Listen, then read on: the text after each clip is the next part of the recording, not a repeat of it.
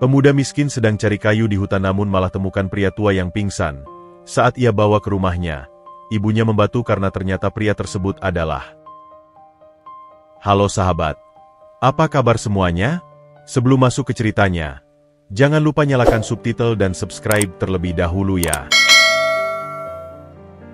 Kabut pagi yang pekat masih menyelimuti lembah, membungkus pepohonan dan atap-atap rumah kayu di pinggir hutan dalam selimut keabu-abuan yang lembab. Di sebuah gubuk kecil yang sudah reot, asap tipis mulai mengepul dari cerobongnya, menandakan dimulainya hari yang lain, hari yang sama dengan hari-hari sebelumnya, penuh dengan kerja keras dan kepasrahan. Bagas, pemuda berusia 23 tahun dengan tubuh kekar hasil tempaan alam, sudah berdiri di ambang pintu. Matanya yang biasanya berbinar penuh semangat, pagi ini tampak sayu, memandangi kabut yang seolah tak mau pergi. Beban hidup yang dipikulnya sejak kecil terpancar jelas dari kerutan di dahinya yang masih muda. Dasar kabut sialan, gumamnya lirih, tangannya yang berotot meraih kapak tua yang selalu setia menemaninya. Mata kapak itu sudah tumpul, dan gagangnya retak-retak, persis seperti semangatnya yang mulai aus diterpa kemiskinan yang tak habis-habis. Namun, ia tidak punya pilihan lain. Di balik pintu, suara batuk-batuk ibunya, Sofia, kembali terdengar, menyayat hatinya. Itulah alasan mengapa ia harus berangkat lebih awal hari ini. "Ibu, Bagas berangkat dulu," ucapnya, mencoba menyembunyikan kekhawatiran dalam suaranya. Sofia, wanita berusia hampir 60 tahun dengan wajah yang keriput diusap kesulitan hidup, muncul dari balik pintu. "Hati-hati di hutan, Nak. Jangan masuk terlalu dalam. Kabutnya tebal sekali," pesannya, sambil menyelipkan sebungkus nasi bungkus sederhana ke dalam tas kain yang sudah lusuh milik Bagas. Tangannya yang kasar dan penuh urat memegang lengan Bagas sebentar. "Jangan memaksakan diri. Cari kayu secukupnya saja." "Tenang, Ibu. Saya akan baik-baik saja. Saya harus dapat kayu yang banyak hari ini. Obat Ibu hampir habis, dan kita perlu uang untuk membeli lebih," jawab Bagas, mencoba tersenyum meyakinkan. Tapi di dalam hatinya, ia merasa sesak. Obat itu mahal, dan hasil menjual kayu bakar seringkali hanya cukup untuk bertahan hidup, bukan untuk menyisihkan tabungan. "Ibu tidak apa-apa, Nak. Yang penting kau selamat," balas Sofia, matanya berkaca-kaca. Ia tahu betul betapa berat beban yang dipikul anak semata wayangnya itu sejak suaminya, Arka, hilang di laut 20 tahun silam. Arka hanyalah seorang nelayan miskin, dan kepergiannya tanpa jejak meninggalkan lubang yang dalam, baik secara finansial maupun emosional. "Tidak, Ibu harus minum obat." Batuk ibu semakin menjadi, bantah Bagas dengan lembut tapi tegas. "Saya janji akan pulang sebelum matahari terik. Saya akan mencari pohon yang sudah tumbang, biar tidak terlalu capek." Itu adalah kebohongan kecilnya. Untuk mendapatkan kayu yang baik dan banyak, ia harus menebang pohon yang masih tegak, sebuah pekerjaan yang melelahkan dan penuh risiko. Dengan menghela napas panjang, Bagas melangkah pergi, menyusuri jalan setapak yang licin dan berbatu. Kabut basah membasahi wajah dan bajunya yang tipis. Setiap langkahnya meninggalkan jejak kesedihan dan tekad. Pikirannya menerawang. Ia ingat betapa ayahnya dulu adalah seorang yang kuat dan penuh tawa. Ia ingat janji ayahnya akan membawa mereka keluar dari kemiskinan. Tapi laut telah mengambilnya, meninggalkan hanya kenangan samar dan kehidupan yang terasa seperti perjuangan tanpa akhir. Hari ini, bisiknya pada angin yang berhembus pelan, seolah-olah alam adalah satu-satunya tempat ia bisa berkeluh kesah. Hari ini, semoga rezeki baik berpihak. Semoga hutan memberiku kekuatan. Langkahnya semakin cepat, menembus kabut yang seolah menjadi metafora dari masa depannya sendiri. Gelap, tak pasti, namun harus ia tempuh dengan berani. Ia memasuki rimba, meninggalkan dunia yang ia kenal, tanpa tahu bahwa hari ini, hutan tidak akan memberinya kayu, tetapi sebuah takdir yang akan mengubah hidupnya selamanya. Dengan napas yang sedikit tersengal, Bagas akhirnya tiba di sebuah bagian hutan yang lebih dalam, di mana pepohonan besar menjulang tinggi seakan menantang langit. Kabut di sini lebih tipis, tersibak oleh kanopi daun yang rapat. Dia berhenti di depan sebatang pohon meranti tua yang sudah mengering, batangnya besar dan kokoh, sasaran yang sempurna untuk dijadikan kayu bakar berkualitas.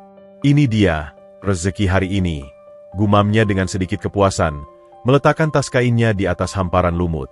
Dia meludah ke telapak tangannya yang sudah kasar berkapalan, menggesekkan kedua telapak tangan itu sebelum mencengkeram erat gagang kapak kayunya. "Ayo kau, jangan membuatku bersusah payah," bisiknya pada pohon itu, seolah-olah benda mati itu bisa memahami bahasanya. Dengan tarikan napas dalam, dia mengayunkan kapaknya. Brak!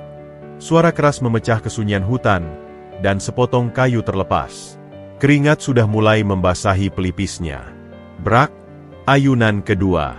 Kerja keras ini adalah sebuah meditasi, sebuah ritme yang dia pahami dengan baik. Setiap ayunan adalah sebuah doa, sebuah harapan untuk secangkir obat dan sesuap nasi. Dia berhenti sejenak, mengusap keringat dengan lengan bajunya yang sudah kumal. Tiba-tiba, seekor burung pelatuk terbang mendadak dari sebuah semak di dekatnya, memekik ketakutan. Bagas mengerutkan kening. Binatang itu biasanya tidak terganggu oleh aktivitas penebangannya. Ada sesuatu yang tidak beres. Perasaannya yang tajam, yang diasah oleh tahun-tahun menjelajahi hutan, berdesir. Dia memandang sekeliling. Matanya menyapu rimbunnya dedaunan dan gelapnya bayang-bayang. Tidak ada apa-apa. Hanya suara angin yang berbisik melalui daun-daun.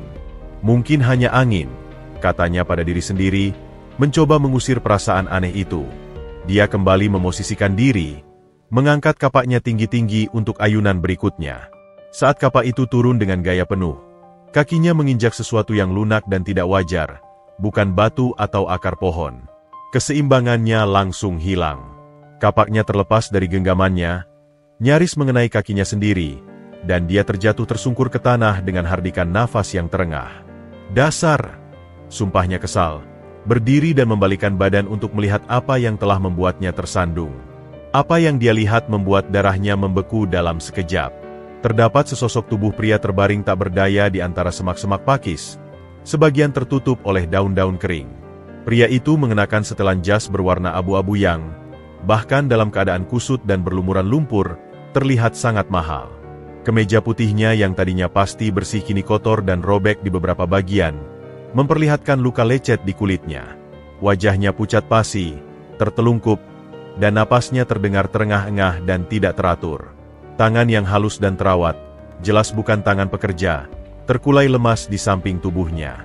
Bagas berdiri terpaku, jantungnya berdebar kencang. Siapa orang ini? Apa yang dilakukan seorang pria berjas di tengah hutan seperti ini? Apakah dia masih hidup? Ratusan pertanyaan berkelebat di pikirannya. Dia jongkok perlahan.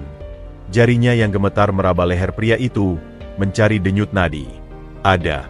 Lemah, tapi ada. Dia membalikan tubuh pria itu dengan hati-hati. Wajahnya tampak tengah baya, dengan garis-garis wajah yang tegas meski kini sedang tak berdaya. Dia terlihat seperti orang kota, orang penting mungkin. "Tuan, Tuan, bisa dengar suara saya?" Bagas menggoyang-goyang bahu pria itu dengan lembut. Tidak ada respon, hanya napas yang tersengal-sengal. "Awas, ya, saya coba bantu," bisiknya lagi, seolah pria tak sadarkan diri itu bisa mendengarnya. Dilema yang besar menghantamnya. Jika dia meninggalkan pria ini untuk mencari kayu, pria ini bisa mati. Tapi jika dia membawa pria ini pulang, berarti dia harus mengorbankan pencarian kayu hari ini. Tidak ada kayu, berarti tidak ada uang. Tidak ada uang, berarti tidak ada obat untuk ibunya. Pikirannya bergejolak antara naluri kemanusiaan dan tuntutan tanggung jawabnya sebagai seorang anak. Dia memandang kapaknya yang tergeletak, lalu kembali ke wajah pucat pria tak dikenal itu. Dengan erangan berat, keputusan akhirnya jatuh. "Baiklah, Tuan. Nasibmu lebih buruk dari nasibku hari ini," gumam Bagas dengan rasa pasrah. Dia dengan susah payah mengangkat tubuh pria itu dan membopongnya. Berat. Jauh lebih berat dari seikat kayu manapun.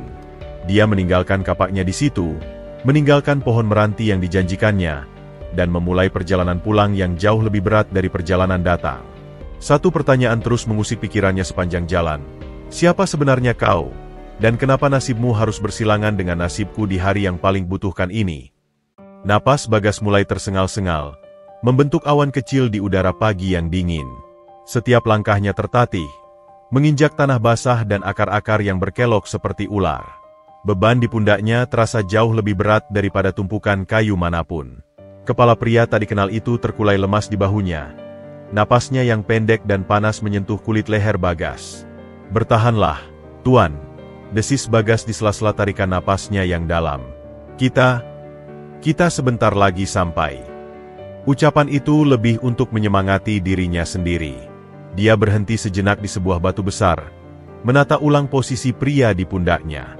Otot-otot lengannya yang terbiasa mengayun kapak sekarang bergetar karena menahan beban yang asing.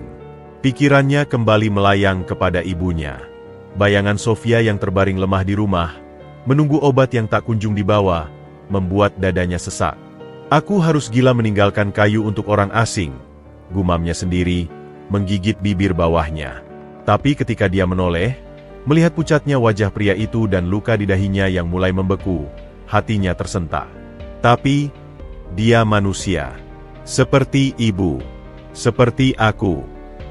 Dia meneruskan perjalanan, kini dengan tekad yang sedikit lebih kuat. Hutan seakan mempersulit langkahnya. Ranting-ranting kecil seolah sengaja menjegal kakinya, dan jalur yang tadi terasa mudah kini berubah menjadi medan yang penuh rintangan. Tidak mungkin aku tinggalkan," bisiknya lagi, kali ini dengan suara yang lebih mantap. "Ibu pasti akan melakukan hal yang sama. Dia selalu bilang, rezeki tidak akan kemana jika kita menolong sesama." Saat melalui sebuah anak sungai kecil, kakinya terpleset di batu licin.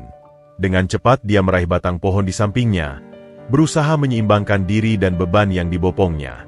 "Bah!" teriaknya kaget. "Hampir saja." Dia berdiri diam sebentar. Jantungnya berdebar kencang. Jika saja dia jatuh, pria tak sadarkan diri ini bisa terluka lebih parah. Perlahan, dengan lebih hati-hati, dia menyeberangi sungai kecil itu, memastikan setiap langkahnya mantap sebelum melangkah lagi. "Kau pasti orang penting, ya?" gumam Bagas sambil berjalan, seolah mengobrol dengan pria tak sadarkan diri itu untuk mengusir kesunyian hutan. "Jasmu saja lebih mahal dari seluruh harta kami. Tapi sekarang kau di sini, di pundak seorang pemuda miskin seperti aku. Hidup memang aneh." Sinar matahari mulai menembus kanopi hutan, membuat kabut pagi perlahan menghilang. Tapi bagi Bagas, perjalanan ini justru terasa semakin panjang. Keringatnya bercucuran, membasahi baju lusuhnya yang tipis. Dia bisa merasakan setiap otot di tubuhnya berteriak menahan beban. "Dengar, Tuan," katanya lagi, suaranya parau. "Aku tidak tahu apa yang terjadi padamu. Tapi aku berjanji akan membawamu ke tempat aman. Ibu pasti tahu apa yang harus dilakukan." Dia mengingat kembali wajah ibunya yang selalu penuh kasih, yang meski hidup dalam kemiskinan, tidak pernah berhenti berbagi kepada yang lebih membutuhkan. Ingatan itu memberinya kekuatan baru. Dia mengencangkan genggamannya pada tubuh pria itu, menyesuaikan kembali posisinya. "Tidak jauh lagi," desisnya, kali ini dengan keyakinan penuh. "Tidak jauh lagi." Langkahnya kini lebih pasti. Meski tubuhnya lelah, hatinya telah memutuskan. Hari ini, hutan memberinya sebuah tanggung jawab yang tidak terduga. Dan seperti pepatah lama yang selalu diucapkan ibunya, setiap pertemuan adalah takdir. Bagas tidak tahu bahwa takdir yang sedang dipikulnya di pundak itu akan mengubah hidupnya selamanya. Dengan napas yang terengah-engah dan otot-otot yang bergetar hebat, Bagas akhirnya mencapai ujung hutan. Gubuk kayunya yang sederhana terlihat samar-samar di balik pepohonan terakhir, seperti sebuah oasis di padang pasir kelelahan. Namun, perjalanan terakhir menanjak menuju rumahnya terasa seperti maraton yang tiada akhir. Kaki-kakinya terasa seperti diisi timah cair. Setiap langkah adalah sebuah pencapaian. "Ibu!" teriaknya dengan suara serak, berusaha sebisa mungkin untuk tidak menjatuhkan beban berharganya. "Ibu, tolong buka pintu. Cepat." Hanya butuh beberapa detik, yang terasa seperti berjam-jam bagi Bagas, sebelum pintu kayu yang reot itu terbuka dengan suara berderit. Sofia berdiri di ambang pintu. Wajahnya yang keriput memancarkan campuran rasa khawatir dan bingung. Matanya yang lelah membelalak saat melihat anaknya yang berkeringat deras dan sesosok tubuh tak dikenal yang terkulai di pundaknya. "Bagas. Ya, Tuhan. Apa yang terjadi? Siapa ini?" tanya Sofia dengan suara gemetar. Tangannya yang kurus langsung membantu menahan tubuh pria tak sadarkan diri itu. Tolong bantu saya, Ibu," desis Bagas. Napasnya masih tersengal. "Saya temukan dia di hutan pingsan." Dengan susah payah, ibu dan anak itu membawa tubuh pria tak dikenal itu masuk ke dalam gubuk yang sempit. Mereka dengan hati-hati membaringkannya di atas dipan kayu tua yang biasa digunakan Bagas untuk tidur. Sofa atau tempat tidur yang layak adalah sebuah kemewahan yang tidak mereka miliki. Cahaya redup dari jendela kecil menyinari wajah pria itu, memperlihatkan lebih jelas kotoran dan pucatnya wajahnya. "Orang kota," gumam Sofia sambil mengamati pakaian pria itu. "Apa yang dia lakukan di hutan kita?" Tanpa bertanya lebih lanjut, naluri keibuan dan kemanusiaannya mengambil alih. "Bagas, ambilkan air bersih dan kain lap. Cepat." Bagas, yang masih berdiri terpaku sambil memegangi pinggangnya yang pegal, segera melaksanakan perintah ibunya. Dia mengambil sebuah basi berisi air dan sepotong kain lap yang sudah usang, lalu menyerahkannya kepada Sofia. Sofia mulai membersihkan wajah pria itu dengan gerakan-gerakan lembut namun terampil, mengusap kotoran dan lumpur yang menempel. Setiap usapan membuka lebih banyak detail dari wajah pria parubaya itu. Garis-garis di sudut matanya, hidungnya yang mancung, dan bibirnya yang tipis. Dia bergumam pelan, "Kasihan pasti tersesat. Atau mungkin dirampok." Kemudian, saat kain lap itu menyentuh pelipis kiri pria itu, menyibak selai rambut yang menutupi sebagian kulitnya, tangan Sofia tiba-tiba berhenti. Seluruh tubuhnya menjadi kaku. Napasnya tersangkut di tenggorokan. "Tidak," bisiknya, hampir tak terdengar. Matanya membelalak, dipenuhi dengan ketidakpercayaan yang dalam. "Tidak mungkin." Bagas, yang memperhatikan dari samping, segera mendekat. "Ibu, ada apa? Ibu kenapa?" Sofia tidak menjawab. Jari-jarinya yang bergetar kini meraba pelan sebuah bekas luka kecil berbentuk bulan sabit di pelipis kiri pria itu. Sebuah tanda yang telah melekat dalam ingatannya selama 20 tahun. Sebuah tanda yang tidak mungkin ia lupakan. "Tidak," bisiknya lagi, kali ini dengan suara yang lebih keras, penuh dengan goncangan emosi. Air mata mulai menggenang di sudut matanya, kemudian mengalir deras di pipinya yang keriput. Tubuhnya gemetar hebat. Ini. "Ibu, tenang. Apa yang terjadi?" tanya Bagas dengan panik, memegangi bahu ibunya yang gemetar. Sofia menatap putranya. Matanya berkaca-kaca penuh dengan keheranan dan rasa syok yang mendalam. Bibirnya bergetar saat akhirnya berhasil mengucapkan kata-kata yang akan mengubah hidup mereka selamanya. "Bagas, nak." Suaranya terputus-putus oleh isak tangis. Ini Arka. Ini ayahmu." Udara di dalam gubuk itu tiba-tiba terasa sangat padat, seolah-olah semua oksigen telah tersedot keluar. Bagas berdiri terpaku, matanya terbelalak, memandangi ibunya yang kini terguncang hebat, lalu menatap wajah pria tak sadarkan diri di depan. Dunia di sekelilingnya seakan berputar dengan cepat. Apa yang ibu katakan?" Suara Bagas terdengar parau, penuh dengan ketidakpercayaan. Dia menggelengkan kepala, seolah mencoba mengusir sebuah mimpi buruk. "Tidak mungkin. Itu tidak mungkin, Ibu. Ayah sudah tiada. Dia hilang di laut 20 tahun yang lalu." Sofia tidak langsung menjawab. Tangannya masih terulur. Jari-jarinya yang gemetar hampir menyentuh kembali bekas luka bulan sabit di pelipis pria itu. Air matanya mengalir deras, membasahi baju sederhananya. "Dengarkan ibu, nak," desisnya, suaranya bergetar penuh emosi yang tertahan lama. "Tidak ada yang salah dengan ingatan ibu tentang ini. Luka ini." Dia menarik napas dalam-dalam, mencoba menenangkan diri. "Dia dapat luka ini saat memperbaiki atap rumah kita, 3 bulan sebelum dia pergi berlayar terakhir kali. Sebuah paku besi melukainya. Ibu yang menjahit lukanya sendiri, dengan tangan yang gemetar. Ibu yang memberinya obat merah setiap hari sampai lukanya sembuh dan meninggalkan bekas seperti bulan sabit ini." Bagas perlahan mendekat, lututnya terasa lemas. Dia berlutut di samping dipan. Matanya kini menatap intens pada bekas luka kecil itu. Ingatannya melayang pada cerita-cerita yang sering ibunya sampaikan saat dia masih kecil. Tentang seorang ayah yang kuat, yang selalu tersenyum, yang memiliki tanda bulan sabit di dekat matanya. Tapi, Ibu, Bagas mencoba mencari celah dalam logika yang hampir mustahil ini. Banyak orang bisa memiliki bekas luka yang mirip. Dan lihatlah dia. Tangannya menunjuk arah jas mahal yang masih melekat di tubuh pria itu, meski kini kusut dan kotor. Ayah kita adalah seorang nelayan. Dia tidak punya uang untuk membeli pakaian seperti ini. Dia tidak mungkin. Sofia memotongnya. Suaranya kini lebih tegas, meski masih basah oleh air mata. Wajahnya, Bagas. Lihatlah baik-baik. Lepaskan semua prasangkamu dan lihatlah wajahnya. Bagas mematuhi. Dia memandangi wajah pria itu. Garis rahang yang tegas, alis yang lebat, bentuk hidung yang mancung. Dia melihat dengan seksama, dan perlahan-lahan, seperti kabut yang tersibak, dia mulai melihat kemiripan yang tidak dapat disangkal. Itu adalah wajah yang lebih tua, lebih berisi, lebih berwibawa, tetapi dasar-dasarnya sama dengan wajah yang dia lihat di foto-foto lama, foto yang sudah memudar yang disimpan ibunya dalam sebuah kotak kayu kecil. Tuhan! Bisik Bagas, tangannya menutup mulutnya sendiri.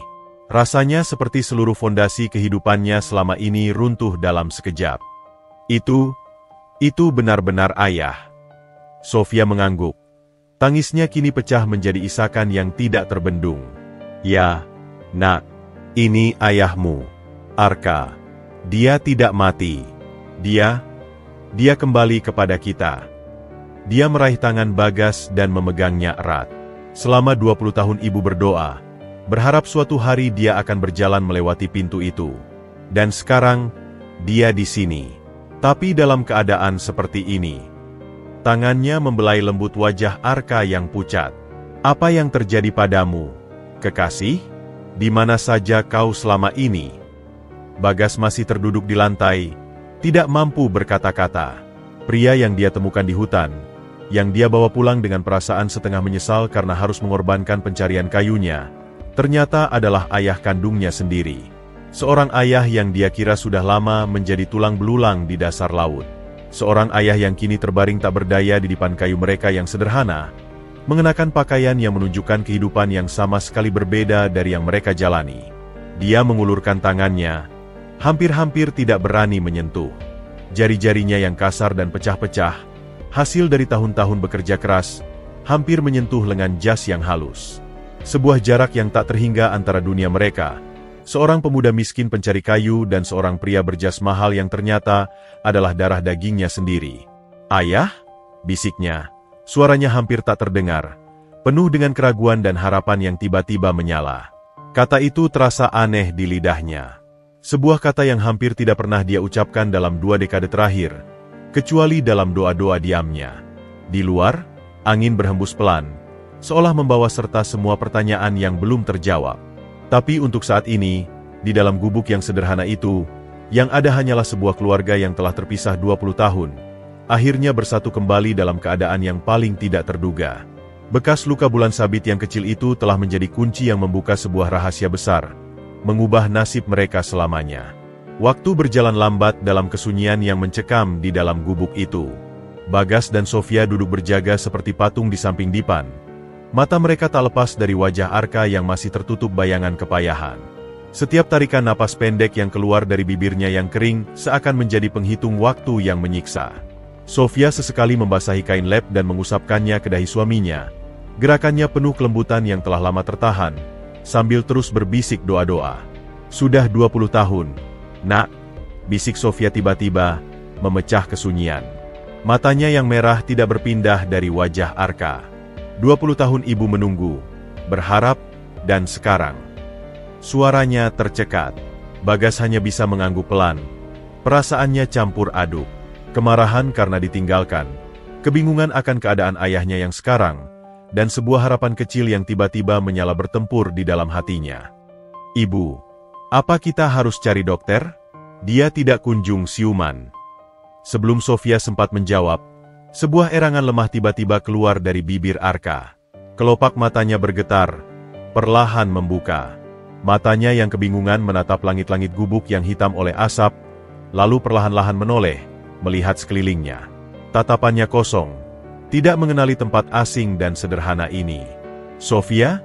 Suaranya parau, hampir seperti desisan angin. Itu adalah suara yang asing bagi Bagas, namun membuat Sofia tersentak kaget. Tangisnya kembali meletus. Arka, Arka, kau sadar? Sofia meraih tangan suaminya, memegangnya erat-erat, takut ini hanya ilusi. Ya Tuhan, terima kasih, terima kasih. Arka mengerutkan kening, seolah otaknya berusaha keras memproses realita di sekelilingnya. Dia mencoba untuk duduk, tetapi tubuhnya terlalu lemah. Di mana aku? Apa yang terjadi? Tatapannya masih berkeliaran, penuh kebingungan, sebelum akhirnya menempel pada wajah Sofia.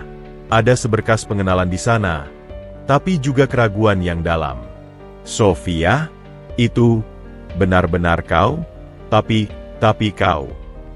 Dia tidak menyelesaikan kalimatnya. Matanya beralih ke arah Bagas yang duduk kaku di samping ibunya. Dia memandangi pemuda itu lama, dari wajahnya yang muda penuh teka-teki, ke pakaiannya yang lusuh, lalu kembali ke wajah Sofia. Sebuah perjuangan hebat terjadi di balik matanya, seperti seseorang yang mencoba memecahkan kode dari mimpi yang sangat nyata. Kami dikabarkan tewas dalam kebakaran. Akhirnya Arka berhasil mengucapkan kata-katanya, suaranya bergetar penuh emosi. Bertahun-tahun yang lalu, mereka bilang, tidak ada yang selamat. Dia mengangkat tangan yang bebas, menyentuh wajah Sofia dengan lembut, seolah memastikan bahwa dia nyata. Kau masih hidup. Sofia mengangguk. Tangisnya semakin menjadi. Kami hidup, Arka. Kami selamat. Tapi kami pikir kau yang sudah meninggal. Kapalmu karam. Selama ini, di mana kau? Kenapa kau tidak mencari kami? Arka memejamkan matanya, seolah mendengar pertanyaan-pertanyaan itu menyakitkan. Aku mencari Sofia. Aku berjanji, aku mencari. Dia membuka matanya kembali, dan kini ada sebuah kejernihan di sana, seperti kabut yang mulai tersibak. Tapi mereka memberitahuku bahwa rumah ini sudah hangus. Dan napasnya terengah. Mereka menunjukkan padaku kuburan. Bagas, yang selama ini diam, tidak tahan lagi. Ayah? Ucapnya, suaranya gemetar, memecah percakapan intens antara kedua orang tua itu. Arka menatapnya, dan untuk pertama kalinya, tatapannya benar-benar fokus pada Bagas. Matanya membesar, penuh dengan keheranan yang tak terhingga. Dia melihat lebih dalam, melihat garis-garis wajahnya sendiri yang tercermin pada wajah pemuda di depannya. Garis rahang yang tegas, mata yang sama, bahkan cara alisnya yang sedikit berkerut. Semuanya adalah sebuah potret masa mudanya sendiri. Dan kau? Suara Arka hampir tak terdengar, penuh dengan harapan dan ketakutan yang campur aduk. Sofia meremas tangan Bagas. Ini adalah Bagas, Arka, putra kita. Dia baru berumur 3 tahun ketika kau pergi. Bagas. Arka mengulangi nama itu, seperti sebuah mantera yang terlupakan. Air mata mulai menggenang di matanya. Sesuatu yang mungkin tidak pernah dia izinkan untuk dilihat orang lain dalam 2 dekade terakhir. Tangannya yang terawat tapi kini kotor, terulur, mencapai wajah Bagas. Anakku, kau sudah besar. Saat jari-jari Arka hampir menyentuh pipinya, Bagas mundur secara refleks. Kekacauan emosi di dalam hatinya akhirnya meluap. Di mana ayah selama ini? Tanyanya. Suaranya lebih keras dari yang dia rencanakan, penuh dengan segala rasa sakit karena ditinggalkan. Ketika ibu sakit dan tidak bisa membeli obat, di mana ayah? Ketika kami hampir tidak punya makanan, di mana ayah? Ketika aku harus berjalan ke hutan setiap hari, mempertaruhkan nyawa untuk mencari kayu, di mana ayah? Setiap pertanyaan adalah sebuah cambukan. Arka menatap putranya. Wajahnya dipenuhi rasa sakit dan penyesalan yang dalam. Dia tidak punya jawaban. Atau setidaknya, tidak punya jawaban yang cukup baik. Ayah terjebak, bisiknya akhirnya. Air matanya kini mengalir bebas. Ayah pikir kalian sudah tiada. Ayah mencoba untuk melanjutkan hidup. Tampaknya ayah berhasil melanjutkan hidup dengan sangat baik, sahut Bagas. Matanya menyapu jas mahal yang masih melekat di tubuh ayahnya. Kontras antara kemewahan itu dan kemiskinan yang melingkupi gubuk mereka terasa seperti sebuah penghinaan. "Bagas, cukup," tegur Sofia lembut, meski hatinya juga dipenuhi pertanyaan yang sama. Tapi kerusakan telah terjadi. Dalam kebangkitan Arka, bukan hanya kesadarannya yang pulih, tetapi juga luka-luka lama yang telah membeku selama 20 tahun. Keluarga itu telah bersatu kembali, tetapi di antara mereka sekarang terbentang jurang yang dalam, jurang yang dipenuhi dengan tahun-tahun yang hilang, kepahitan, dan rahasia yang belum terungkap. Dan yang paling membingungkan bagi Bagas adalah, siapa sebenarnya Arka Wijaya yang baru ini? Dan di mana tempatnya di kehidupan ayahnya yang tampak mewah itu? Suasana di dalam gubuk itu berubah menjadi tegang. Bagas masih berdiri kaku. Napasnya sedikit tersengal akibat luapan emosi yang baru saja meledak. Sofia memandangi suami dan anaknya dengan mata penuh kecemasan. Tangannya masih erat memegangi tangan Arka yang lemah. Sedangkan Arka sendiri tampak hancur. Air matanya membasahi bantal usang di bawah kepalanya. Jas mahalnya yang kusut kini terlihat seperti kostum yang salah tempat di atas dipan kayu yang sederhana. "Bagas, nak," ucap Arka dengan suara serak. Matanya memandangi putranya dengan penyesalan yang dalam. "Ayah mengerti kemarahanmu. Ayah pantas menerimanya." Dia menarik napas dalam-dalam, seolah mengumpulkan kekuatan untuk membongkar memori yang telah lama dikuburnya. "Izinkan ayah bercerita. Ayah tidak mengharapkan pengampunanmu, tapi setidaknya kamu berhak tahu kebenarannya." Bagas tidak menjawab. Dia berjalan pelan ke sudut ruangan, bersandar di dinding kayu yang lapuk, lengannya bersilang di dada. Sikapnya masih defensif, tapi matanya yang penuh curiga kini juga menyiratkan sedikit keingintahuan. Sofia mengangguk pelan pada Arka, memberinya kekuatan untuk melanjutkan. "Itu adalah pelayaran terakhir ayah," mulanya Arka, matanya menerawang ke masa lalu. "Kapal nelayan kami terjebak badai yang jauh lebih dahsyat dari perkiraan. Ombak setinggi gunung, angin yang meraung seperti ribuan setan." Tangannya mengepal, mengingat kembali trauma itu. "Kapal kami terbelah, Bagas. Terbelah menjadi dua oleh amukan laut. Ayah terlempar ke air yang gelap dan dingin, hanya berpegangan pada sepotong papan." Sofia memejamkan mata, seolah bisa membayangkan kengerian yang dialami suaminya. Tangannya memegangi erat tangan Arka. Ayah tidak tahu berapa lama ayah hanyut. Yang ayah ingat, ayah terbangun di sebuah kapal kargo besar. Mereka menemukan ayah setengah sadar, masih berpegangan pada papan itu. Kapal itu ternyata sedang dalam perjalanan ke Malaysia. "Malaysia?" gumam Bagas, tidak bisa menyembunyikan keheranannya. Arka mengangguk lemah. "Ya, mereka adalah pedagang. Awak kapal itu baik. Mereka merawat ayah. Tapi ketika kami sampai di pelabuhan, masalah dimulai. Ayah tidak punya dokumen, tidak punya uang. Ayah terjebak di negara asing, tidak bisa bahasa, tidak tahu harus kemana." Dia berhenti sejenak, menelan ludah. "Ayah bekerja di pelabuhan sebagai kuli, hidup dari hari ke hari. Selama setahun penuh, ayah mencoba menghubungi kalian. Ayah menulis surat, tapi tidak pernah ada balasan. Ayah mencoba menelepon, tapi nomor yang ayah ingat sudah tidak aktif." Sofia menggeleng-geleng kepalanya, air mata menetes lagi. "Kami pindah, Arka. Setahun setelah kau hilang, kami tidak mampu lagi membayar sewa rumah itu. Kami pindah ke gubuk ini, milik orang tuaku yang sudah meninggal. Tidak ada yang tahu di mana kami." "Ayah tidak tahu itu, sayang," bisik Arka, memandangi istrinya dengan penuh kasih. Setelah 2 tahun, putus asa, seorang bos di pelabuhan melihat ayah bekerja keras, membawa ayah ke Jakarta. Dia memberi ayah pekerjaan yang lebih baik. Ayah mulai dari bawah, sebagai office boy di sebuah perusahaan properti. Dia memandang Bagas, mencoba menangkap tatapan putranya. "Ayah bekerja keras, nak, lebih keras dari siapapun. Setiap hari, ayah hanya punya satu tujuan, mengumpulkan cukup uang untuk pulang dan mencari kalian dengan benar." Tapi kemudian, suaranya tercekat, dan sebuah bayangan kesedihan yang dalam melintas di wajahnya. "Lalu apa yang terjadi, ayah?" tanya Bagas, kali ini suaranya lebih lunak. Kemarahannya mulai terdesak oleh rasa ingin tahu. 3 tahun setelah ayah tiba di Jakarta, lanjut Arka dengan susah payah, ayah menyewa seorang detektif swasta untuk mencari kalian. Dia yang kembali dengan kabar yang menghancurkan. Arka menutup matanya, seolah tidak sanggup melanjutkan. Dia bilang ada kebakaran hebat di kampung halaman kita. Seluruh pemukiman hangus. Dan napasnya tersedu-sedu. Dia menunjukkan pada ayah sebuah kuburan massal.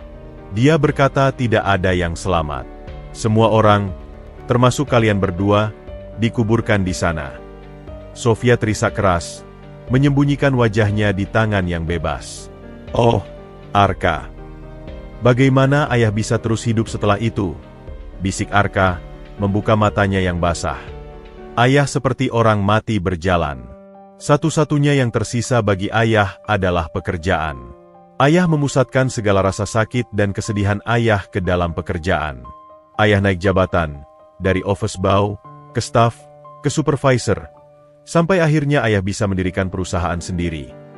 Dia memandangi jas mahalnya yang kotor seolah melihatnya untuk pertama kali. Semua ini, semua kekayaan ini, tidak ada artinya tanpa kalian. Ayah akan memberikan semuanya dalam sekejap hanya untuk bisa kembali ke 20 tahun yang lalu dan tidak pernah pergi berlayar pada hari itu. Dia menatap Bagas, matanya penuh dengan kerinduan dan penyesalan yang tak terhingga. Ayah berdosa, Nak. Ayah telah menyerah pada kalian. Ayah telah menerima bahwa kalian sudah tiada dan membiarkan diriku tenggelam dalam pekerjaan. Tapi tolong percayalah, di setiap pencapaian, di setiap kesuksesan, selalu ada lubang di hati ayah yang hanya bisa diisi oleh kalian berdua. Bagas kini telah meninggalkan posisinya di dinding. Dia berdiri di tengah ruangan, tubuhnya terlihat lebih kecil dari biasanya, seperti seorang anak kecil yang kebingungan. Semua kemarahannya, semua kepahitan yang telah dipendamnya selama bertahun-tahun, tiba-tiba terasa sangat rumit. Ayahnya bukanlah seorang pengecut yang dengan sengaja meninggalkan mereka untuk mengejar kekayaan. Dia adalah korban dari serangkaian keadaan malang dan informasi yang salah. Ayah, ucap Bagas, suaranya parau. Ayah, seorang CEO. Arka mengangguk pelan. Ya, Nak, perusahaan properti ayah cukup besar. Tapi itu semua hanyalah pelarian. Sebuah kuburan megah untuk mengubur kesedihan ayah. Sekarang, segalanya menjadi lebih jelas bagi Bagas. Kontras yang tajam antara kehidupan mereka yang melarat dan kemewahan ayahnya bukanlah karena pengkhianatan, melainkan akibat dari sebuah tragedi dan kesalahpahaman yang tragis. Namun, meski pemahaman itu mulai tumbuh, sebuah pertanyaan baru muncul di benaknya. Setelah 20 tahun hidup di dunia yang berbeda, bisakah mereka benar-benar menjadi keluarga lagi? Atau jurang yang memisahkan mereka sudah terlalu dalam untuk diseberangi? Matahari mulai tenggelam di ufuk barat, melukis langit dengan warna jingga dan ungu yang memesona. Namun di dalam gubuk yang sederhana itu, keindahan alam seolah tak berarti. Setelah mendengar cerita Arka yang memilukan, sebuah keheningan yang kompleks menyelimuti mereka. Sofia masih duduk di samping Dipan, memegangi tangan Arka yang kini hangat, matanya penuh dengan belayan rindu yang tak terucapkan. Bagas, di sisi lain, telah mundur ke sudut ruangan lagi.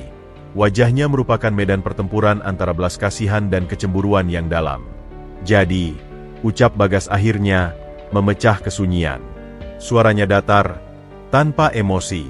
Selama 20 tahun ini, ayah hidup nyaman sebagai seorang pengusaha sukses, sementara ibu dan aku bergulat dengan kemiskinan yang hampir menghancurkan kami.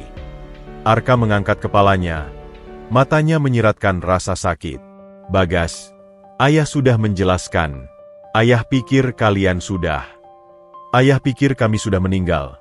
Aku tahu, potong Bagas, dan kali ini ada getaran kemarahan dalam suaranya. Dia melangkah mendekat, tangannya menunjuk ke sekitar gubuk yang reot. Tapi lihatlah sekeliling, ayah. Lihatlah kehidupan yang harus kami jalani.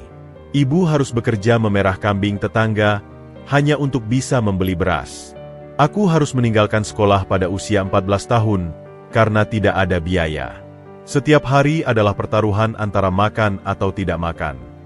Sofia mencoba menengahi. Bagas, tolong. Ayahmu juga sudah menderita. Tapi ibu, lihatlah dia, teriak Bagas, emosinya akhirnya meluap.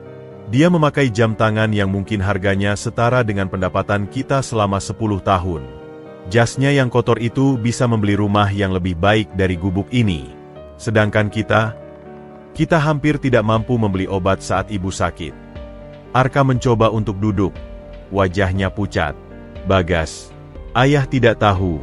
Ayah akan memperbaiki semua ini. Segala sesuatu yang ayah miliki sekarang adalah milik kalian juga. Apakah uang bisa mengembalikan 20 tahun yang hilang? Ayah? Tantang Bagas, matanya berkaca-kaca. Apakah uang bisa menghapus ingatanku tentang ibu menangis setiap malam karena rindu dan takut? Apakah uang bisa menghapus rasa maluku saat teman-temanku mengejek karena baju yang selalu compang-camping? Dia berjalan mondar-mandir di ruangan sempit itu, seperti harimau yang terkurung. Ayah bilang ayah mencari kami. Tapi seberapa keras ayah mencari? Apakah ayah benar-benar mencari? Atau setelah mendengar kabar kematian kami, ayah justru lega karena bisa bebas memulai hidup baru tanpa beban keluarga miskin? Bagas, jangan lancang, tegur Sofia dengan suara tegas, berdiri dari tempat duduknya. Ayahmu tidak pernah. Biarkan dia, Sofia, ucap Arka lembut. Dia memandangi putranya dengan mata yang penuh pengertian. Dia benar. Ayah pantas menerima semua kemarahan ini. Dia menarik napas dalam. Tidak, nak. Ayah tidak pernah lega. Setiap malam, ayah bermimpi tentang kalian. Setiap kesuksesan terasa hampa karena tidak bisa berbagi dengan kalian. Ayah bahkan, suaranya tercekat, ayah bahkan tidak pernah menikah lagi. Karena di hati ayah, hanya ada kamu dan ibumu. Bagas berhenti berjalan, bahunya naik turun menahan emosi. Kebenaran dalam kata-kata ayahnya menusuk hatinya, tapi luka yang terlanjur dalam membuatnya sulit untuk menyerah. Kau tidak tahu bagaimana rasanya, ayah, bisik Bagas, kali ini suaranya pecah. Menjadi anak yang dianggap yatim piatu, melihat ibu bekerja sampai tubuhnya sakit. Merasa bahwa dunia ini tidak adil karena mengambil satu-satunya orang yang seharusnya melindungi kami. Arka perlahan bangkit dari dipan. Tubuhnya masih lemah tapi tekadnya kuat. Dia berjalan pelan mendekati putranya, mengabaikan rasa pusing yang menyerang. Ayah tahu, nak. Ayah tahu ayah telah melewatkan semuanya. Dan ayah tidak akan pernah bisa mengganti waktu yang hilang itu. Dia berhenti tepat di depan Bagas. Matanya bertatapan. Tapi tolong, jangan tutup pintu hatimu untuk ayah. Beri ayah kesempatan untuk mencoba. Ayah akan melakukan apapun untuk menebus kesalahan ayah. Sofia mendekati mereka. Air matanya mengalir deras melihat ayah dan anaknya yang terpisah oleh waktu dan kesedihan. Bagas, sayang, ibu tahu ini sulit. Tapi ibu telah memaafkan ayahmu. Karena ibu tahu, hidupnya selama ini juga bukan kebahagiaan. Bagas memandangi ayahnya.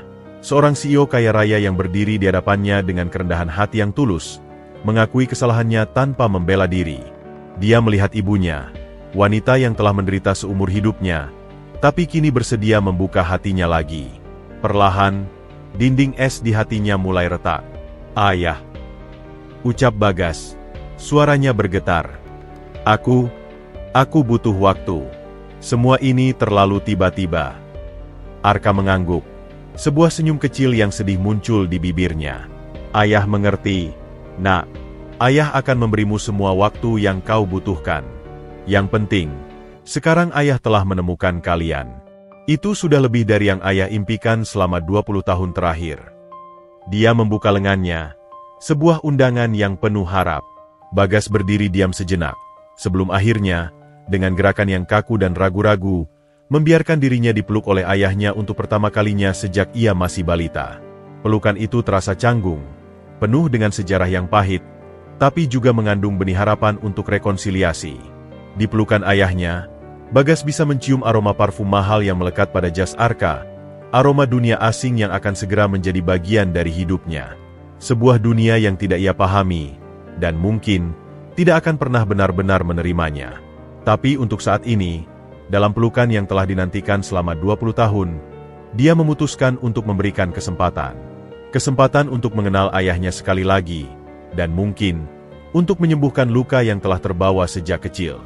Keesokan harinya, setelah Arka mendapatkan kembali sebagian besar tenaganya, sebuah mobil hitam berkilau dan sangat mewah, jenis yang belum pernah dilihat Bagas kecuali di televisi, berhenti di depan gubuk mereka yang reot. Pengemudi yang mengenakan seragam rapi turun dengan sigap, membukakan pintu dengan hormat. "Sudah siap?" tanya Arka dengan suara lembut. Dia telah mengganti jasnya yang kotor dengan setelan santai yang masih tetap terlihat mahal. Sofia, yang memakai baju terbaiknya, sebuah kebaya sederhana yang sudah pudar, mengangguk dengan wajah tegang. Bagas hanya mengangkat bahu, wajahnya tidak bersemangat. Perjalanan ke kota terasa seperti perjalanan ke planet asing. Selama di dalam mobil, Bagas duduk diam, menatap luar jendela. Pemandangan berubah drastis dari hamparan hijau pepohonan dan sawah menjadi bangunan-bangunan tinggi yang menjulang, lalu masuk ke kawasan permukiman elit dengan pagar-pagar tinggi dan taman yang tertata rapi. Mobil akhirnya melambat dan berhenti di depan gerbang besi yang megah. Gerbang itu terbuka secara otomatis, memperlihatkan sebuah rumah yang lebih mirip istana dalam dongeng bagi Bagas. Kita sampai," ucap Arka, mencoba membaca ekspresi mereka. Sofia mengeluarkan suara terkesiap kecil saat melangkah keluar mobil.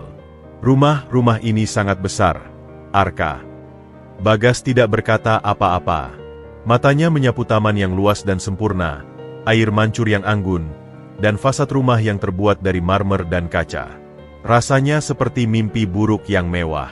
Seorang pelayan dengan seragam putih bersih sudah menunggu di pintu masuk. "Selamat datang, Tuan Wijaya," ujarnya dengan suara yang terlatih, sebelum sedikit terhenti melihat Sofia dan Bagas yang berpakaian sederhana. "Terima kasih, Budi. Ini adalah Ibu Sofia dan anak Bagas," perkenalkan Arka dengan bangga. Budi mengangguk, tapi Bagas bisa melihat sedikit keheranan di matanya sebelum cepat disembunyikan. "Selamat datang, Ibu. Selamat datang, Tuan Bagas." Begitu melangkah masuk, Bagas merasa seperti ikan yang dikeluarkan dari air. Lantainya terbuat dari marmer yang mengilap seperti kaca, mencerminkan langit-langit tinggi dengan lampu gantung kristal yang berkilauan. Ruang tamu yang luas dihiasi sofa kulit dan karya seni yang abstrak. Semuanya bersih, rapi, dan steril. Sangat berbeda dengan kehangatan berantakan di gubuk mereka. "Rumah ini sangat bersih," gumam Sofia, hampir takut menginjak karpet putih yang terhampar. "Jangan khawatir, Sob. Ini rumah kalian juga sekarang," ujar Arka, mencoba meyakinkan. Seorang wanita paruh baya dengan apron bersih mendekat. "Makan siang sudah siap, Tuan. Di ruang makan utama." Ruang makan itu sendiri adalah sebuah ruangan yang lebih besar dari seluruh gubuk Bagas. Meja panjangnya bisa menampung 20 orang. Di atasnya, peralatan makan perak dan porselen halus berjejer rapi. Bagas duduk di kursi yang berat dan berukir, merasa sangat tidak nyaman.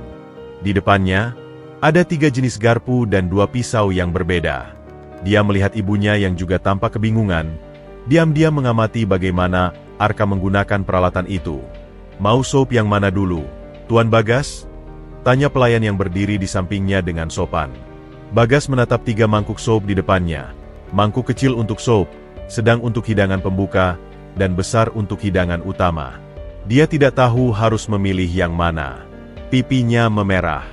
"Mulai dari yang kecil, Nak," bisik Arka dengan lembut, menangkap kebingungannya. Makanan yang disajikan lezat, tapi Bagas tidak bisa menikmatinya. Rasanya seperti sedang bermain peran dalam sebuah sandiwara. Setiap suapan terasa canggung, setiap gerakan terasa diawasi. Bahkan cara dia memegang garpu terasa salah. Setelah makan, Arka mengajak mereka berkeliling. Setiap ruangan lebih megah dari yang sebelumnya. Kamar Bagas sendiri, sebuah suite dengan kamar mandi pribadi yang lebih besar dari kamar tidurnya di gubuk, membuatnya terdiam. Ranjangnya besar dan empuk, tapi terasa asing. "Ada yang kurang, Nak?" tanya Arka penuh harap. Bagas menggeleng. Tidak bisa menjelaskan bahwa yang kurang adalah suara jangkrik di malam hari, angin yang berdesir melalui celah-celah papan, dan rasa memiliki. Di malam hari, saat dia berbaring di ranjang yang terlalu empuk, Bagas memandang langit-langit yang tinggi. Dia mendengar bunyi lemari es yang berdengung, suara AC yang berdesis, suara-suara teknologi yang asing. Dia merindukan bunyi kodok dan jangkrik, suara angin yang melolong di atap seng, bahkan bau tanah setelah hujan. Dia bangun dan berjalan ke balkon. Dari ketinggian, dia bisa melihat lampu-lampu kota yang berkelap-kelip. Indah, tapi dingin. Di kejauhan, dia bisa melihat bayangan gunung dan hutan, rumahnya yang sebenarnya. Aku tidak berada di tempatku, bisiknya pada angin malam. Ini bukan duniamu, ayah. Dan aku tidak yakin ini akan menjadi duniaku. Keesokan paginya, Sofia menemukan Bagas tertidur di balkon, tubuhnya menggigil kedinginan. Dia telah memilih untuk tidur di lantai balkon yang keras daripada di ranjang mewah yang telah disiapkan untuknya. Sebuah perlawanan diam-diam terhadap dunia baru yang mencoba menelannya utuh. Minggu-minggu berlalu, namun ketidaknyamanan Bagas tidak juga berkurang. Setiap pagi, dia terbangun oleh sinar matahari yang menembus tirai sutra, bukan oleh kokok ayam atau desiran angin. Setiap langkahnya terdengar bergema di lantai marmer yang dingin, dan setiap kali dia menyentuh sesuatu, dia takut akan merusak atau mengotori benda mewah di sekitarnya. Arka, yang bersemangat untuk menebus waktu yang hilang, mulai membahas masa depan Bagas. Suatu pagi di ruang sarapan yang luas, Arka meletakkan cangkir kopinya. Bagas, ayah sudah memikirkan banyak hal. Sudah waktunya kamu mulai terlibat dalam bisnis keluarga. Bagas, yang sedang berusaha memotong telur dadarnya dengan rapi, mengangkat pandangannya. Terlibat bagaimana, ayah? Ayah ingin kamu magang di perusahaan. Mulai dari bawah, tentu saja. Belajar dari dasar. Arka tersenyum penuh harap. Suatu hari nanti, semua ini akan menjadi tanggung jawabmu. Garpu di tangan Bagas berhenti bergerak. Ayah, aku tidak tahu apa-apa tentang properti. Aku pencari kayu, bukan pengusaha. Semua bisa dipelajari, nak. Ayah dulu juga hanya office boy. Arka bersandar di kursinya. Kamu bisa mulai di divisi pemasaran atau operasional. Ayah akan tunjukkan caranya. Bagas menghela napas. Ayah, dengarkan aku. Aku tidak cocok untuk ini. Lihatlah diriku. Dia menunjuk dirinya sendiri. Meski sudah memakai baju bagus, sikapnya masih seperti orang yang salah kostum. Aku tidak mengerti cara bicara mereka, cara berpakaian mereka, bahkan cara makan mereka. Aku lebih nyaman di hutan, dengan kapak di tangan, merasakan kayu dan tanah. Tapi nak, ini tentang masa depanmu, desak Arka, sedikit kecewa. Kamu tidak bisa mencari kayu seumur hidup. Kenapa tidak? Tantang Bagas. Suaranya mulai meninggi. Itu pekerjaan yang jujur. Aku tahu setiap pohon di hutan, setiap jalur setapak. Aku bisa merasakan perubahan musim dari aroma tanah. Itu adalah keahlianku, ayah. Bukan duduk di belakang meja dan melihat angka-angka. Sofia yang duduk di antara mereka, mencoba menengahi. Bagas, mungkin tidak ada salahnya mencoba untuk ayahmu. Ibu, ini bukan tentang mau mencoba atau tidak, jawab Bagas, memandangi ibunya. Ini tentang siapa aku. Selama 20 tahun, aku dibesarkan untuk mengenal alam, bukan gedung-gedung tinggi. Ayah ingin mengubahku menjadi seseorang yang bukan diriku. Arka berdiri, wajahnya mulai memerah. Ayah hanya ingin yang terbaik untukmu. Ayah ingin memastikan kamu memiliki masa depan yang aman. Dan menurut ayah, masa depan yang aman hanya bisa didapat dengan menjadi pengusaha seperti ayah. Balas Bagas, juga berdiri. Aku bahagia dengan hidupku yang sederhana. Aku tidak butuh rumah megah atau mobil mewah. Yang aku butuhkan adalah... Adalah apa? Tanya Arka, suaranya keras. Tetap miskin? Terus bergumul dengan kemiskinan seperti yang telah kamu dan ibumu alami. Kami tidak bahagia karena miskin. Ayah, kami menderita karena merasa ditinggalkan. Teriak Bagas, tidak bisa menahan emosinya lagi. Sekarang ayah kembali dan berpikir uang serta kekuasaan bisa memperbaiki segalanya? Ayah ingin menjadikanku pewaris. Tapi ayah bahkan tidak mencoba untuk memahami siapa aku sebenarnya. Pertengkaran pertama mereka meletus dengan dahsyat. Bagas berbalik dan meninggalkan ruangan. Meninggalkan Arka yang tercengang dan Sofia yang terduduk dengan wajah sedih. Beberapa jam kemudian, Bagas ditemukan oleh Sofia di taman belakang, duduk di bawah sebuah pohon besar, memandangi kolam ikan dengan tatapan kosong. Dia hanya mencoba menunjukkan kasih sayangnya. "Nak," ucap Sofia lembut, duduk di sampingnya. "Tapi caranya salah, Ibu," jawab Bagas tanpa menatap. Dia tidak melihat Bagas, anaknya. Dia melihat sebuah proyek yang perlu diperbaiki, seorang pemuda kampungan yang perlu diubah menjadi putra seorang CEO. "Dia memang salah, sayang. Tapi kemarahanmu juga tidak akan menyelesaikan apapun." Bagas memungut sebutir kerikil dan melemparkannya ke kolam. "Aku tidak marah, Ibu. Aku kecewa. Selama ini aku membayangkan dengan ayah adalah tentang pelukan dan penerimaan. Bukan tentang ini. Aku merasa seperti sedang diwawancara untuk sebuah pekerjaan yang tidak aku inginkan." Sofia menghela napas.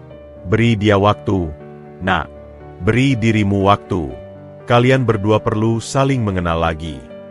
Tapi dalam hatinya, Bagas tahu ini lebih dari sekadar masalah waktu. Ini adalah pertentangan dua dunia yang tidak akan pernah bertemu. Dan dia takut, suatu hari nanti, dia harus memilih antara menjadi anak yang baik bagi ayahnya, atau menjadi dirinya sendiri. Ketenangan yang rapuh pasca pertengkaran mereka pecah ketika sebuah mobil sport mewah berwarna merah menyala berhenti dengan agresif di depan rumah. Dari dalamnya turun seorang pria muda berpenampilan sempurna, dengan setelan bisnis kasual yang tidak ada satupun krepas, rambut tersisir rapi, dan senyum percaya diri yang terlatih. Dia melangkah masuk rumah tanpa mengetuk, seolah sudah sangat akrab dengan tempat itu. "Paman Arka, Budi bilang Anda sudah kembali," ucapnya dengan suara ramah namun mengandung sedikit kepemilikan. Matanya yang tajam langsung beralih ke Bagas dan Sofia yang sedang duduk di ruang keluarga. "Dan ini pasti Ibu Sofia dan Bagas. Kevin Wijaya. Senang akhirnya bertemu kalian." Kevin mengulurkan tangannya dengan sempurna. Sofia menjabatnya dengan canggung, sementara Bagas melakukannya dengan sikap waspada. Ada sesuatu dalam cara Kevin memandangi mereka, seperti seorang kurator yang menilai barang antik yang meragukan, yang membuat Bagas tidak nyaman. "Kevin adalah anak angkat saya," jelas Arka, wajahnya cerah. Dia telah membantu menjalankan perusahaan selama beberapa tahun terakhir. "Sangat berbakat." "Paman Arka terlalu baik," sahut Kevin dengan senyum manis. "Saya hanya melakukan yang terbaik untuk perusahaan keluarga." Kata "keluarga" diucapkan dengan penekanan halus, seolah mengingatkan bahwa dialah yang telah menjadi bagian dari keluarga ini, bukan Bagas. Selama makan malam, Kevin mendominasi percakapan dengan cerita-cerita suksesnya di perusahaan, tentang deal-deal besar yang berhasil ditutupnya, dan visinya untuk ekspansi bisnis ke depan. Arka terlihat sangat mendengarkan dan mengangguk-angguk dengan bangga. "Bagas, kamu pasti sangat gugup dengan semua ini," ucap Kevin tiba-tiba, memalingkan perhatiannya. Beralih dari, kehidupan pedesaan ke lingkungan seperti ini pasti sebuah kejutan budaya yang besar. "Kami dari desa, bukan dari planet lain," jawab Bagas dingin, menikmati supnya. Kevin terkekeh. "Tentu saja. Maksud saya, dunia bisnis bisa sangat kejam. Butuh kulit yang tebal dan kecerdasan tertentu untuk bertahan." Dia memandang Bagas dari ujung kepala sampai kaki. "Tapi saya yakin dengan bimbingan yang tepat, kamu bisa menyesuaikan diri." "Bagas tidak perlu menyesuaikan diri, Kevin," potong Arka dengan tegas, meski tetap ramah. "Dia adalah putra saya. Dia memiliki hak warisnya sendiri." Wajah Kevin tetap tersenyum, tapi matanya berkedip cepat. "Tentu saja, Paman. Saya hanya khawatir dengan tekanan yang mungkin dia alami. Tidak semua orang dilahirkan untuk dunia bisnis." Setelah makan malam, Kevin mengajak Arka ke ruang kerjanya untuk membahas beberapa dokumen mendesak. Bagas berdiri di lorong, mendengar sepenggal percakapan mereka. "Sangat menyentuh akhirnya bertemu mereka, Paman," kata Kevin, suaranya terdengar samar. "Tapi apakah Anda yakin dengan keputusan untuk langsung melibatkan Bagas? Dia tidak memiliki pengalaman sama sekali. Investor mungkin akan khawatir." "Bagas adalah darah dagingku, Kevin. Dia akan belajar," jawab Arka. "Saya mengerti. Tapi mungkin lebih baik dia mulai dari posisi yang tidak terlalu menantang," untuk kenyamanannya sendiri. Saat Kevin keluar dari ruang kerja, dia menemukan Bagas masih berdiri di lorong. Senyumnya kembali muncul, tapi kali ini lebih tipis. Paman Arka adalah pria yang baik, ucap Kevin dengan suara rendah. Terlalu baik, kadang-kadang. Dia melihat yang terbaik dari semua orang. Dia melangkah lebih dekat. Tapi dunia bisnis tidak seperti itu, Bagas. Di sini, hanya yang terkuat yang bertahan.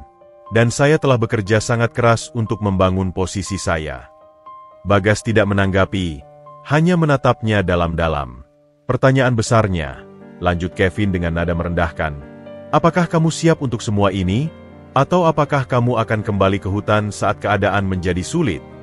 Apakah itu ancaman? Tanya Bagas dengan suara datar. Tidak sama sekali, Kevin tersenyum lebar.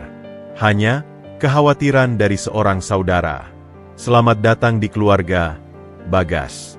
Semoga kamu bertahan. Dia berbalik dan pergi, meninggalkan Bagas sendirian di lorong yang megah. Untuk pertama kalinya sejak tiba di rumah ini, Bagas merasakan sesuatu yang lebih mengancam daripada ketidaknyamanan, sebuah bahaya yang nyata. Kevin bukan hanya sekadar anak angkat yang cemburu, dia adalah pejuang yang siap mempertahankan wilayahnya.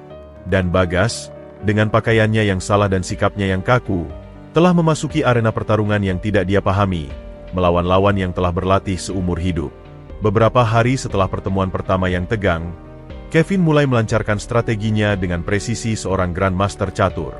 Dia memanfaatkan setiap kesempatan untuk berbicara berdua dengan Arka, selalu dengan kedok kepedulian terhadap perusahaan dan keluarga. Suatu sore, saat mereka berdua duduk di balkon menghadap taman, Kevin membuka percakapan. Paman Arka, saya sangat senir melihat Anda bersatu kembali dengan keluarga. Ini seperti mukjizat. Arka tersenyum lebar. Matanya masih berbinar-binar. Ya, Kevin. Ini lebih dari yang kupinta.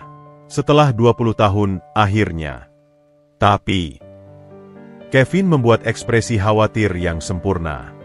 Apa paman tidak merasa semuanya agak terlalu kebetulan? Arka mengerutkan kening. Apa maksudmu? Paman ditemukan tepat di hutan dekat rumah mereka. Seorang CEO kaya raya, pingsan di tempat yang persis di mana putra paman biasa bekerja. Kevin menghela napas dramatis. Saya hanya khawatir paman dimanfaatkan.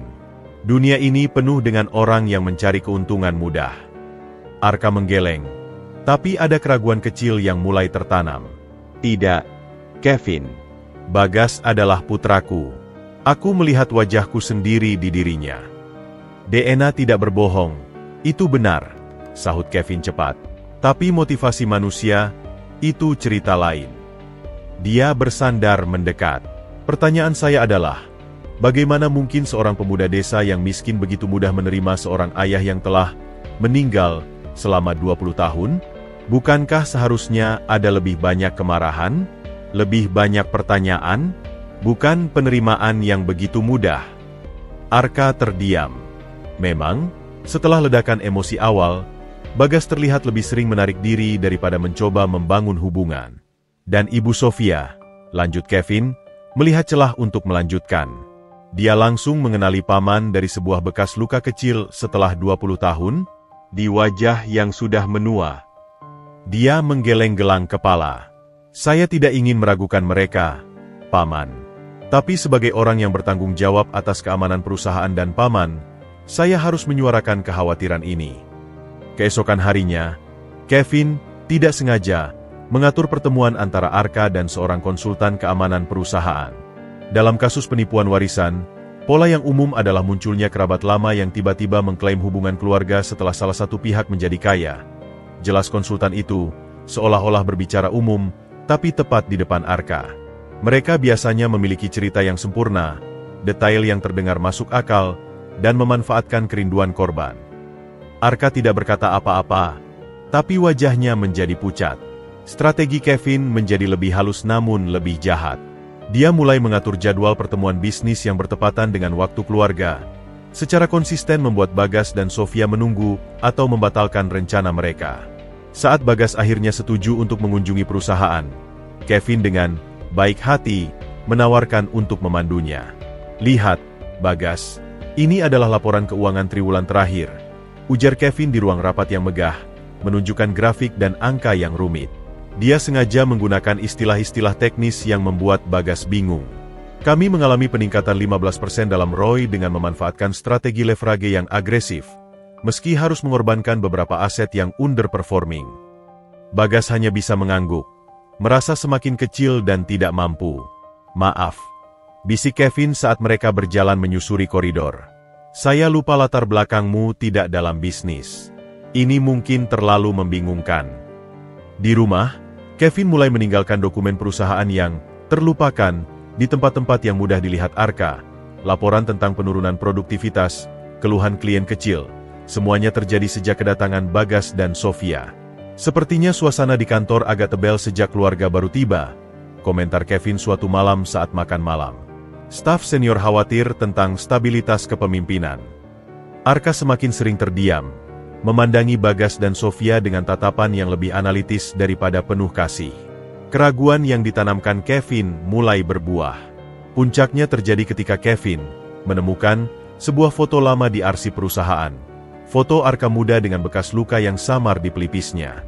"Paman, lihat ini," katanya dengan wajah bersalah. "Saya tidak ingin memperburuk keadaan.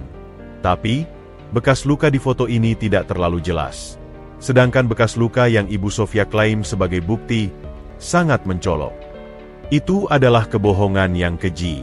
Foto itu buram dan dari sudut yang salah, tapi cukup untuk membuat Arka benar-benar goyah. Malam itu, Arka mendatangi kamar Bagas. "Nak, kita perlu bicara." Bagas, yang sedang membaca buku tentang kehutanan, menutup bukunya. "Apa yang terjadi, Ayah?" Ayah hanya ingin memastikan. Arka berhenti, mencari kata-kata.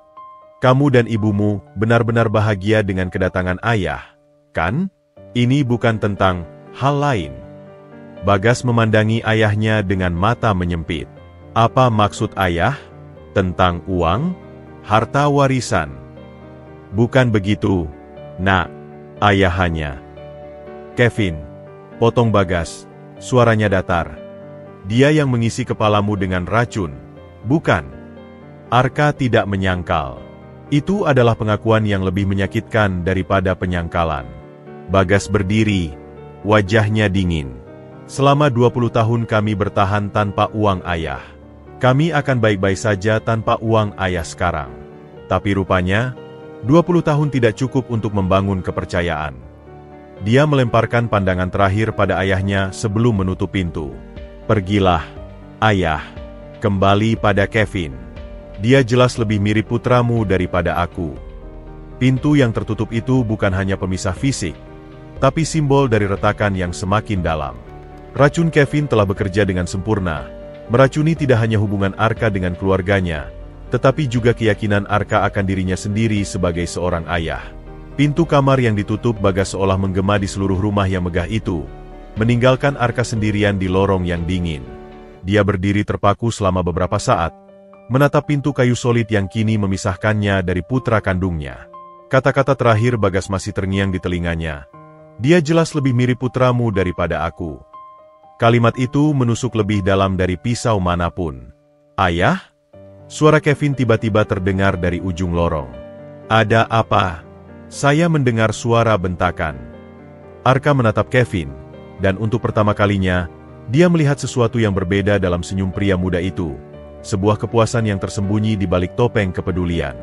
"Tidak ada apa-apa, Kevin," jawab Arka pendek, berusaha menyembunyikan gejolak dalam hatinya. "Apakah Bagas marah lagi?" tanya Kevin dengan nada simpati yang terlalu dipaksakan. Dia memang tampak tegang akhir-akhir ini. Mungkin tekanan di sini terlalu besar untuknya. Arka tidak langsung menjawab. Dia memandangi Kevin, lalu kembali menatap pintu kamar Bagas. Dalam diam, dia mulai membandingkan. Kevin yang selalu sempurna, selalu mengatakan hal yang tepat, selalu memahami dunia Arka. Dan Bagas, kasar, emosional, dan asing dengan segalanya di sini. "Kevin," ucap Arka tiba-tiba, "apa kau pikir aku terburu-buru?" "Dalam hal apa, Paman?" "Dalam membawa mereka ke sini." menjadikan Bagas sebagai pewaris.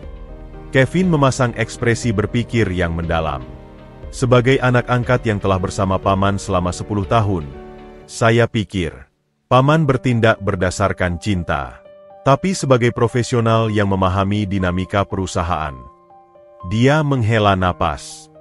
Mungkin memang butuh transisi yang lebih lambat.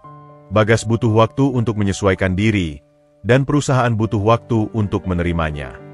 Keesokan harinya, Arka mengamati Bagas dengan lebih kritis. Saat sarapan, ketika Bagas masih kesulitan dengan tata krama meja yang rumit, Arka tidak lagi tersenyum pengertian. Dia melihatnya sebagai bukti ketidakmampuan Bagas beradaptasi. "Bagas, pegang garpumu dengan benar," tegur Arka, suaranya lebih keras dari yang dia rencanakan. Bagas menatapnya, lalu dengan sengaja meletakkan garpunya. "Maaf, Ayah. Tampaknya aku memang tidak akan pernah bisa belajar." Sofia mencoba meredakan ketegangan. "Arka, dia masih belajar." "Sudah hampir 2 bulan, Sofia," balas Arka, dan kedengarannya bahkan di telinganya sendiri seperti keluhan. "Dia bahkan tidak mau mencoba magang di perusahaan." "Karena aku tahu itu bukan tempatku," bantah Bagas, berdiri. "Aku sudah bilang dari awal, aku bukan Kevin. Aku tidak bisa berpura-pura menjadi seseorang yang bukan diriku." Percakapan itu berakhir dengan Bagas meninggalkan meja. Arka tidak mengejarnya. Keraguan yang ditanamkan Kevin telah berubah menjadi keyakinan samar bahwa mungkin Bagas memang tidak cocok dengan dunia ini, dan mungkin tidak cocok menjadi penerusnya. Beberapa hari kemudian, sebuah insiden kecil terjadi. Bagas, yang merasa tertekan, memutuskan untuk melakukan sesuatu yang dia kuasai, memperbaiki pagar kayu kecil di taman yang rusak. Dengan peralatan seadanya, dia bekerja dengan penuh semangat, menemukan kenyamanan dalam familiaritas kayu dan palu. Tapi ketika Kevin melihatnya, dia segera melaporkan pada Arka. "Paman, Bagas merusak pagar taman. Dia menggunakan peralatan tukang kayu yang dia temukan di gudang." Arka bergegas ke taman. Yang dia lihat adalah Bagas yang berkeringat, dengan celana jeansnya yang lusuh dan baju kaosnya yang sederhana, berdiri di antara serpihan kayu. "Bagas, apa yang kau lakukan?" hardik Arka. "Pagar itu adalah karya seni yang diimpor dari Italia." Bagas memandang ayahnya dengan mata berkaca-kaca. "Ini rusak, Ayah. Aku hanya mencoba memperbaikinya. Kau tidak bisa begitu saja merusak properti di sini. Ini bukan gubuk kayu di desa." Diam sejenak. Udara seakan membeku. Bagas memandangi ayahnya dengan rasa sakit yang dalam. "Ya, Ayah benar," bisiknya akhirnya. "Ini bukan rumahku. Dan mungkin, aku juga bukan putramu yang sebenarnya." Dia melemparkan palu yang dia pegang, bukan dengan marah, tapi dengan kepasrahan yang menyedihkan, dan berjalan kembali ke dalam rumah. Arka berdiri di sana, melihat pagar yang setengah diperbaiki. Dalam hatinya, dia tahu dia telah bereaksi berlebihan. Tapi keraguan yang telah ditanamkan Kevin membuatnya melihat setiap kesalahan Bagas sebagai bukti ketidakcocokan, bukan sebagai proses belajar. Malam itu, di ruang kerjanya, Arka memandangi foto lama dirinya, Sofia, dan Bagas yang masih balita. Wajah polos Bagas kecil tersenyum padanya. "Apakah aku membuat kesalahan?" gumamnya pada diri sendiri. "Apakah aku terlalu memaksanya menjadi seperti Kevin? Atau, apakah Kevin benar, dan mereka memang tidak tulus?" Dia tidak bisa menyangkal bahwa sejak kedatangan Bagas dan Sofia, ketenangan hidupnya terganggu.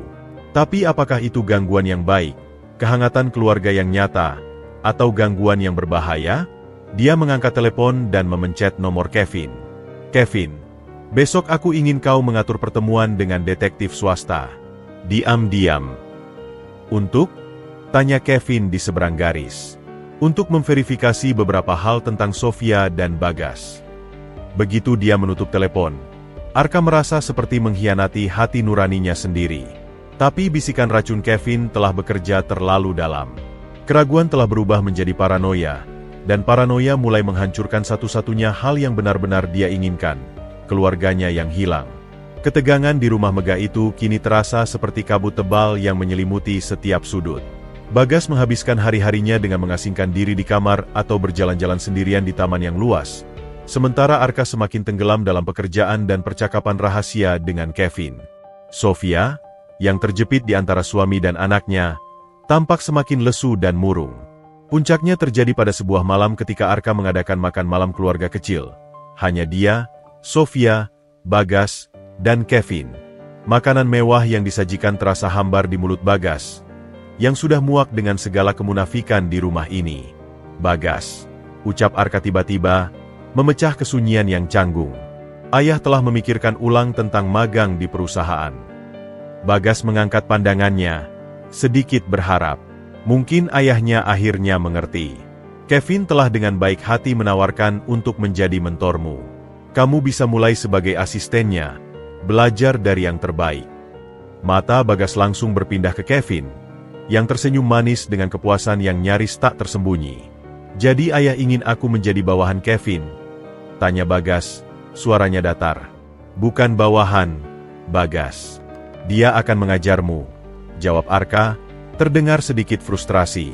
"Setelah semua yang telah terjadi, ayah masih percaya dia lebih pantas mengajarku daripada mendengarkan apa yang sebenarnya aku inginkan." Kevin menyela dengan suara yang lunak namun penuh kondescension. "Bagas, saya memahami bahwa ini mungkin terasa menyudutkan bagi Anda. Tapi dalam bisnis, kita semua harus mulai dari suatu tempat." "Ini bukan tentang bisnis," bentak Bagas, mengepalkan tangannya di atas meja sehingga gelas-gelas bergetar. "Ini tentang ayah yang lebih memilih anak angkatnya daripada anak kandungnya sendiri. Ini tentang ayah yang lebih percaya pada bisikan racun daripada kata-kata sendiri anaknya." Arka berdiri, wajahnya memerah. "Cukup, Bagas. Selama ini ayah telah mencoba memahamimu. Tapi kau hanya menolak setiap tawaran ayah. Kau bahkan tidak mau mencoba. Karena tawaran ayah selalu datang dengan syarat bahwa aku harus menjadi seperti dia." Bagas menunjuk ke arah Kevin. "Aku harus berpakaian seperti dia, berbicara seperti dia, menjadi seorang pengusaha seperti dia. Ayah tidak pernah sekalipun menerima aku apa adanya." Sofia mencoba menenangkan. "Bagas, tolong." "Tidak, Ibu. Sudah cukup." Bagas berdiri. Tubuhnya gemetar karena emosi yang tertahan terlalu lama. "Aku telah mencoba, Ibu. Aku benar-benar mencoba. Tapi setiap kali aku melihat ke cermin di rumah mewah ini, aku tidak mengenali diriku sendiri."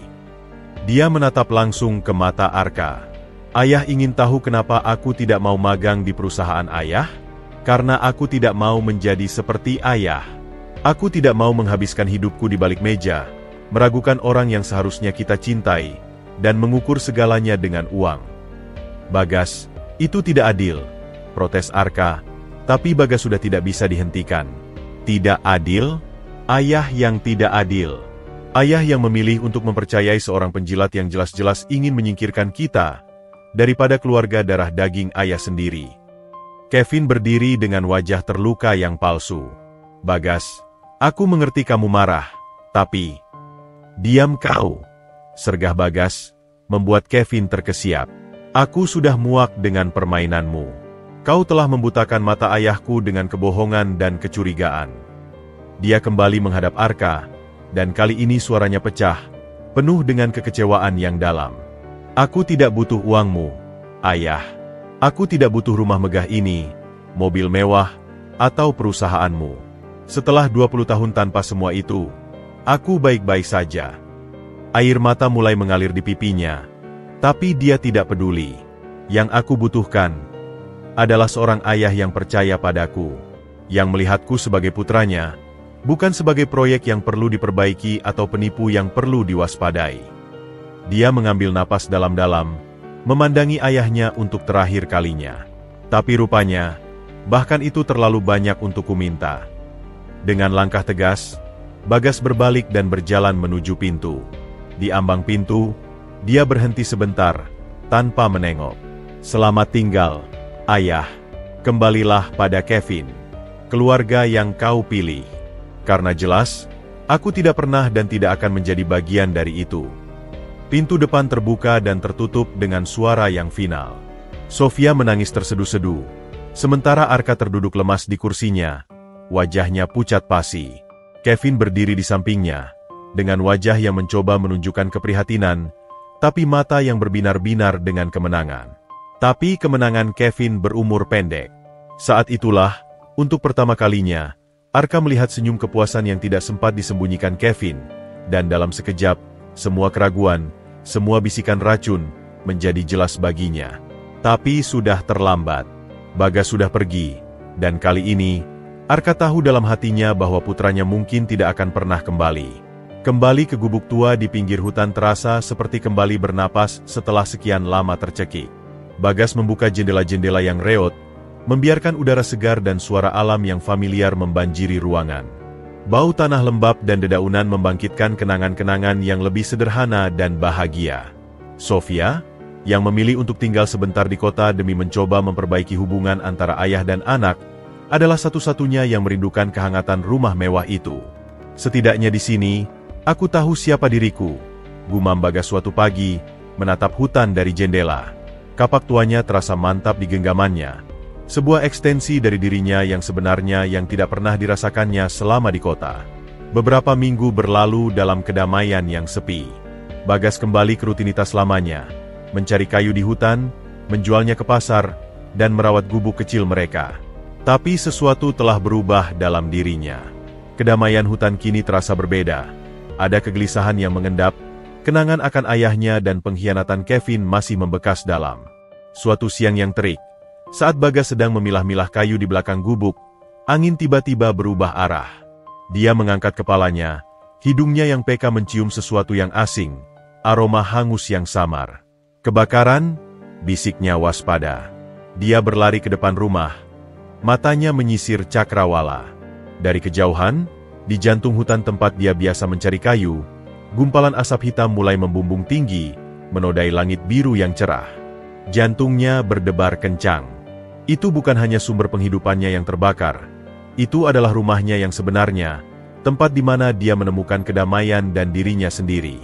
Tanpa pikir panjang, Bagas berteriak kepada tetangga terdekat, "Kebakaran! Panggil pemadam. Aku akan mendahului."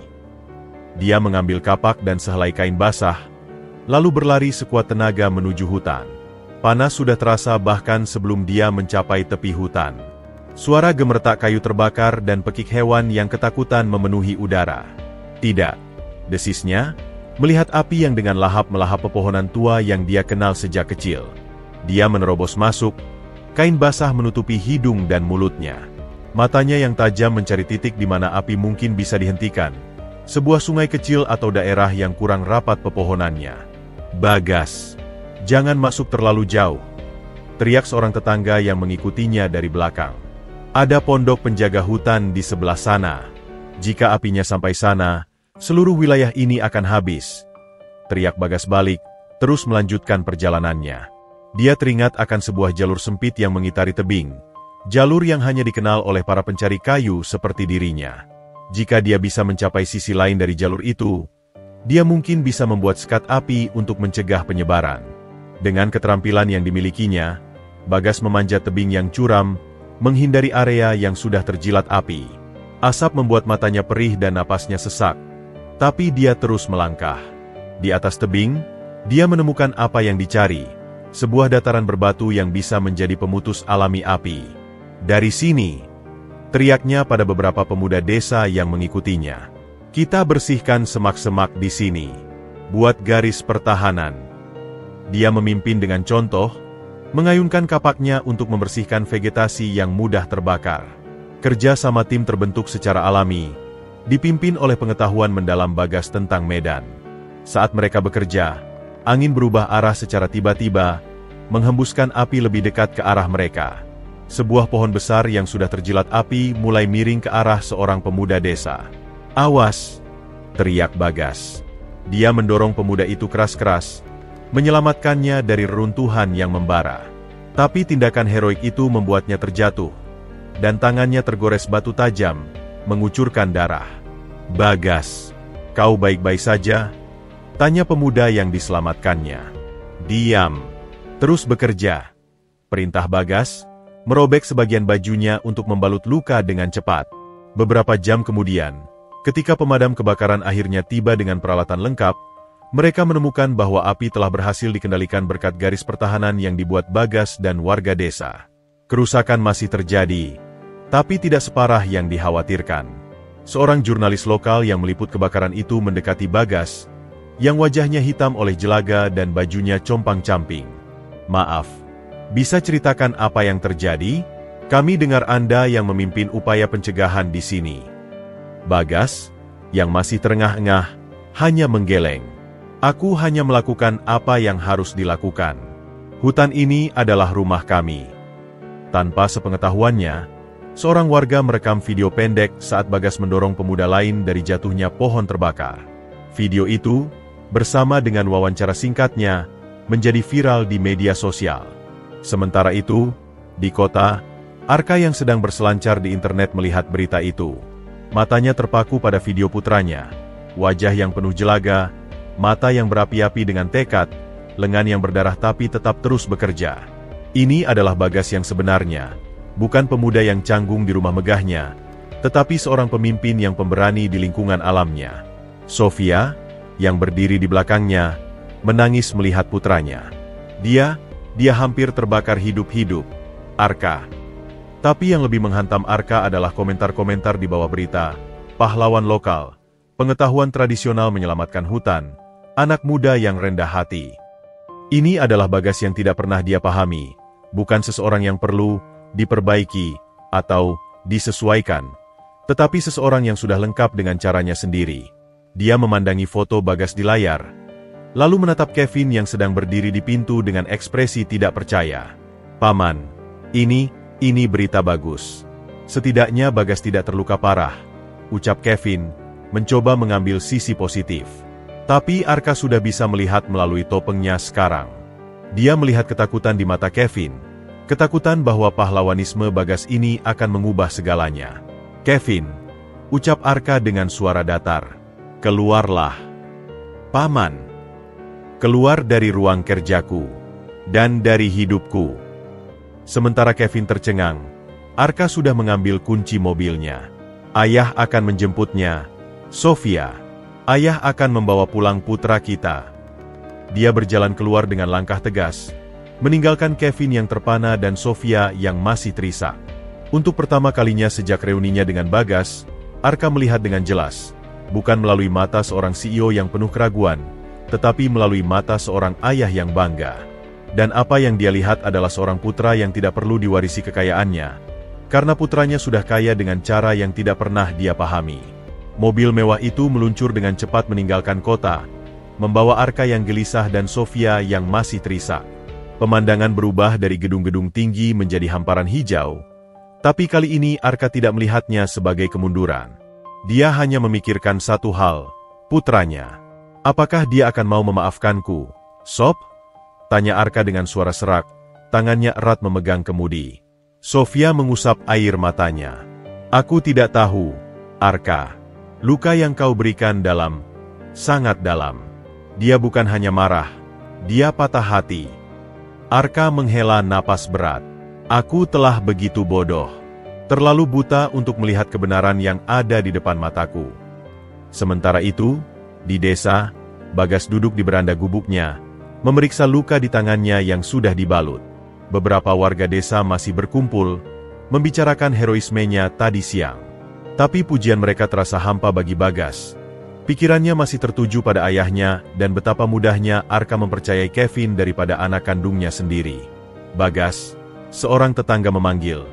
"Ada mobil mewah datang. Sepertinya, ayahmu." Bagas mengangkat kepalanya. Matanya menyipit melihat mobil yang sama yang dulu membawanya ke kehidupan yang asing. Dia tidak bergerak dari tempat duduknya ketika Arka dan Sofia turun dari mobil. "Bagas," panggil Arka, suaranya gemetar. "Nak." Bagas tetap diam, menatap ayahnya dengan wajah tanpa ekspresi. "Ayah." Ayah melihat beritanya. Kau hampir terbakar hidup-hidup." Arka melangkah mendekat, tapi berhenti ketika melihat tatapan dingin putranya. "Jadi," kata Bagas pendek, "ayah datang untuk meminta maaf. Ayah telah melakukan kesalahan besar." Bagas berdiri perlahan. Ayah tidak perlu minta maaf. Ayah hanya membuktikan apa yang sudah aku curigai dari awal, bahwa ayah lebih percaya pada seorang penjilat daripada pada anak kandung ayah sendiri. Bagas, tolong. Sofia mencoba menengahi. Tidak, Ibu. Biarkan ayah mendengar kebenaran ini. Bagas menatap langsung ke mata Arka. Ayah tahu, saat aku terjebak dalam api tadi, apa yang kupikirkan? Kupikir, setidaknya api ini jujur. Api tidak berbohong, tidak memanipulasi. Api hanya melakukan apa yang memang harus dilakukannya. Arka terlihat seperti ditampar. Ayah tahu ayah pantas menerima semua ini. Tapi tolong, beri ayah kesempatan untuk menjelaskan. Mengecewakan, bukan? Harus datang ke sini, ke gubuk tua ini, hanya untuk berbicara dengan putra sendiri. Bagas berjalan mondar-mandir. Ayah bahkan menyewa detektif untuk menyelidiki kami, bukan? Apa detektif itu yang memberitahu ayah bahwa aku adalah pahlawan desa? Arka menunduk, malu. Bagas, ayah sudah memecat Kevin. Kenapa? Karena akhirnya ayah melihat melalui kebohongannya? Atau karena ayah malu ketahuan telah memperlakukan keluarga sendiri dengan buruk? Keduanya, teriak Arka, air mata mulai mengalir di pipinya. Ayah telah menjadi orang bodoh. Ayah membiarkan dirimu diperdaya oleh seseorang yang hanya memikirkan warisan. Dia berlutut di tanah, sebuah tindakan yang mengejutkan semua orang yang hadir.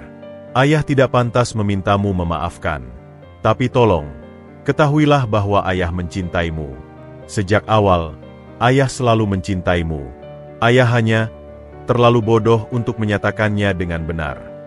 Sofia menangis melihat suaminya berlutut. Bagas, sayang, ayahmu memang salah. Tapi dia di sini sekarang. Dia meninggalkan segalanya untuk datang kepadamu. Bagas memandangi ayahnya yang berlutel di tanah berdebu. Jas mahalnya yang kini kotor oleh tanah. Untuk pertama kalinya, dia melihat kerentanan sejati dalam diri ayahnya. Bukan CEO yang perkasa, tetapi seorang ayah yang menyesal. Ayah, kata Bagas akhirnya, suaranya lebih lembut. Ayah tahu, saat aku kecil, aku selalu membayangkan bagaimana reunion kita nanti. Aku membayangkan pelukan erat, tawa bahagia, bukan ini. Bukan kecurigaan dan penghinaan. Ayah tahu, nak, ayah telah merusak mimpi indahmu. Bukan hanya mimpi, ayah.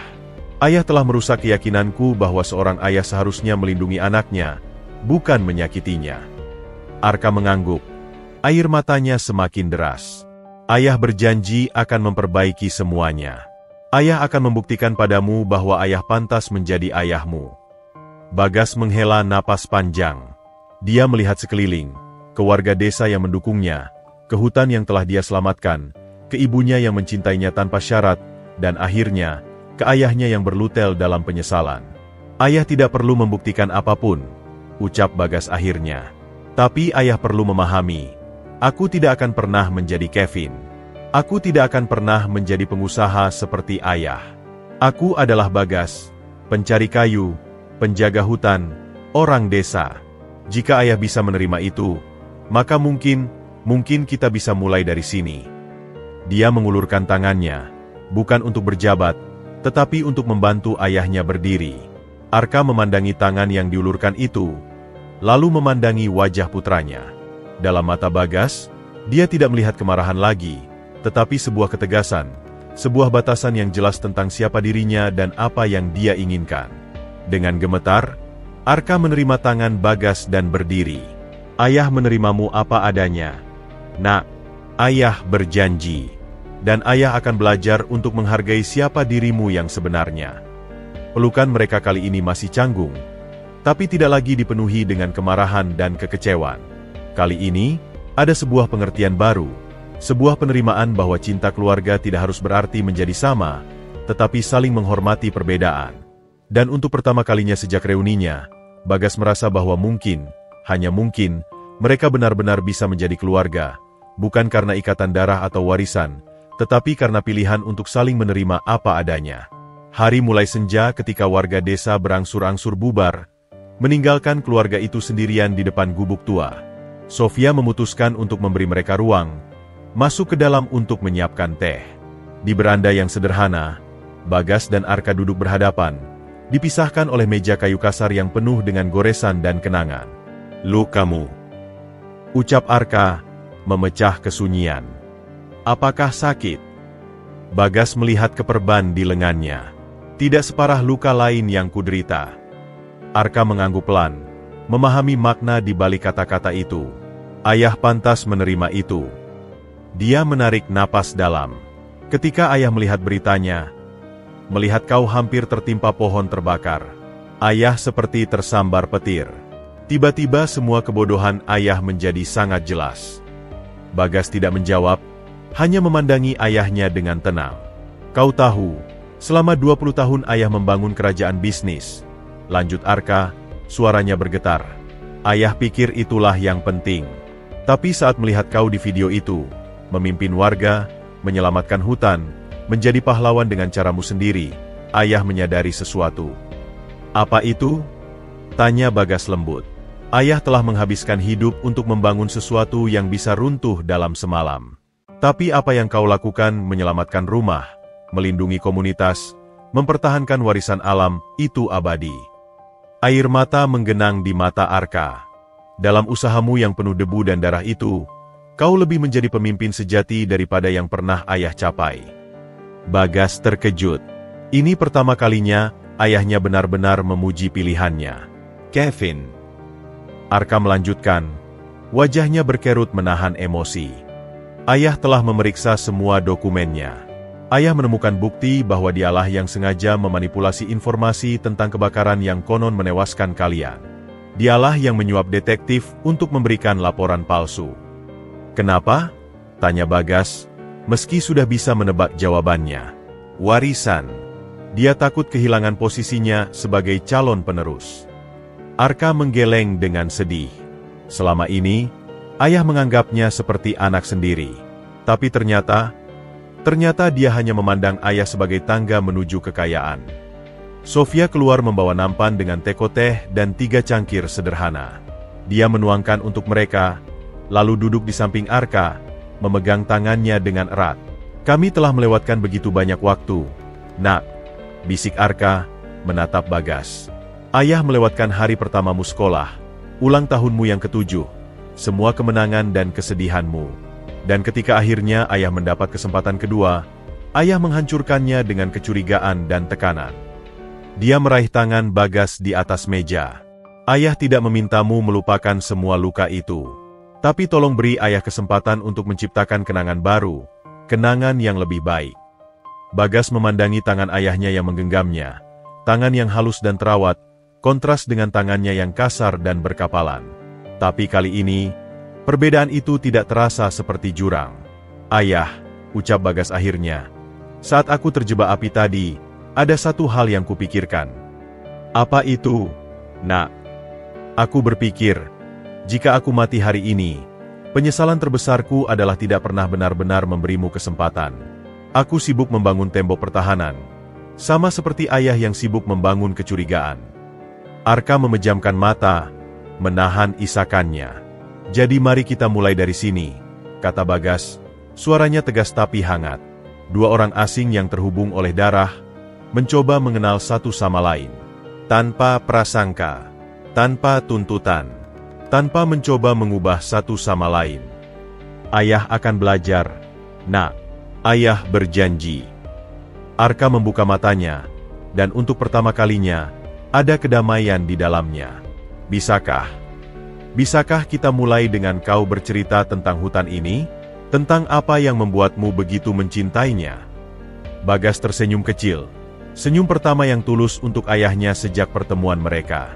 "Itu cerita yang panjang, Ayah. Kita punya semua waktu di dunia, Nak. Semua waktu di dunia."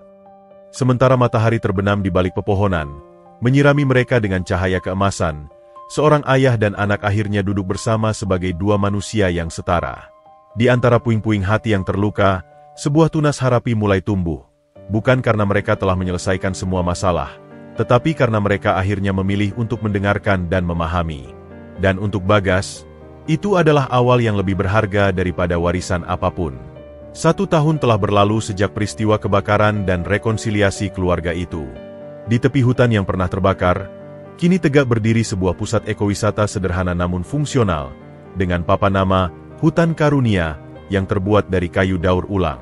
Di pagi yang cerah ini, Bagas berdiri di depan sekelompok wisatawan, dengan percaya diri menjelaskan tentang ekosistem hutan. Dan di area yang kalian lihat di sebelah kiri itu, adalah hasil rebusasi setelah kebakaran tahun lalu.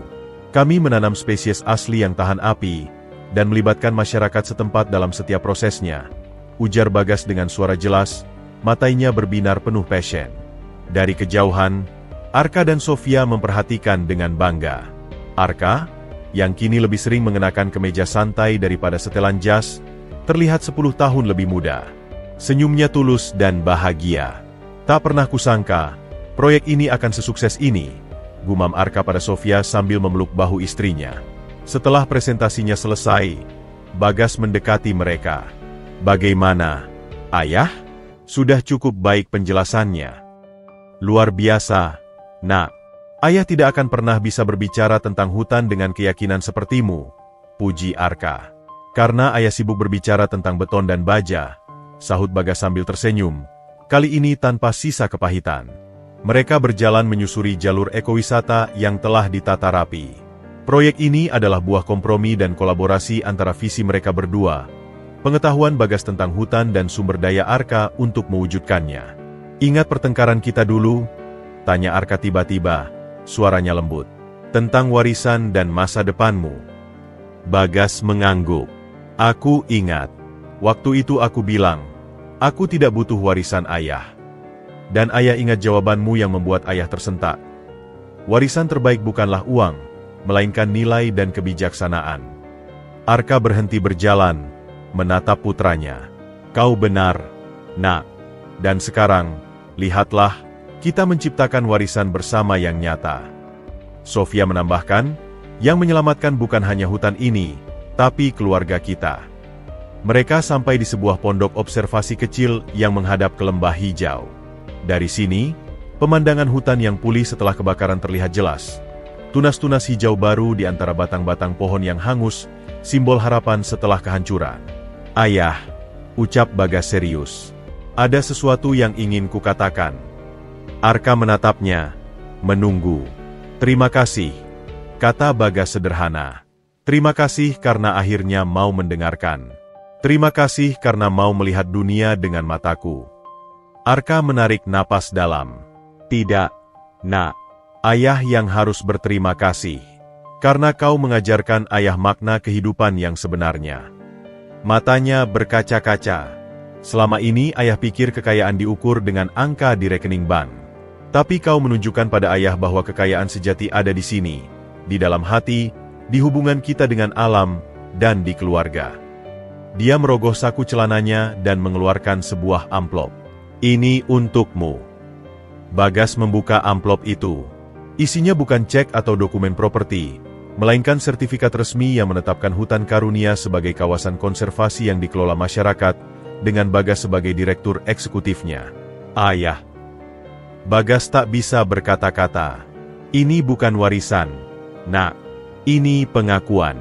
Pengakuan bahwa inilah jalan hidupmu, dan ayah bangga mendukungmu. Sofia mengusap air mata harunya. Kalian berdua akhirnya menemukan bahasa yang sama. Matahari mulai tinggi, menyinari wajah keluarga yang telah melalui begitu banyak badai ini. Arka memandang putranya, bukan sebagai penerus bisnis propertinya, tetapi sebagai pemimpin di bidangnya sendiri. Dan Bagas memandang ayahnya, bukan sebagai CEO yang dingin dan distan, tetapi sebagai ayah yang akhirnya memahami dan menerimanya. Kau tahu, Nak, ucap Arka sambil menepuk punggung Bagas. Ayah memutuskan akan mengurangi jam kerja di perusahaan. Akan lebih banyak menghabiskan waktu di sini, membantumu mengembangkan Hutan Karunia. Serius, Ayah? Tanya Bagas tak percaya. Sangat serius. Ayah sudah terlalu tua untuk terus mengejar angka-angka. Ingin menikmati sisa hidup dengan makna. Arka tersenyum. Dan siapa tahu, mungkin ayah bisa belajar menjadi pemandu wisata junior darimu. Mereka tertawa bersama, suara tawa yang jernih dan bebas, mengisi udara hutan yang segar. Di bawah langit biru yang membentang di atas hutan karunia, 3 orang ini berdiri bersama sebagai sebuah keluarga yang utuh. Akar yang sempat tercabik dan terpisah 20 tahun, kini akhirnya bertaut kembali, lebih kuat, lebih dalam, dan lebih kokoh dari sebelumnya. Bagas memandang Cakrawala, ke arah hutan yang dia cintai dan kini dia lindungi. Dia ingat kata-kata neneknya dulu, tak ada hutan yang sama, seperti tak ada kehidupan yang sama. Tapi keduanya selalu memberi kita kesempatan untuk tumbuh kembali. Hari ini, dia mengerti maknanya. Baik hutan maupun keluarganya telah melalui kebakaran dan kehancuran, tapi justru dari abunya, sesuatu yang lebih indah dan kuat telah lahir. Dan untuk pertama kalinya dalam hidupnya, Bagas merasa benar-benar berada di tempat yang tepat, bukan di Menara Gading Kota, bukan juga sendirian di Gubuk Tua, tetapi di antara keduanya, sebagai jembatan yang menyatukan yang terbaik dari kedua dunianya.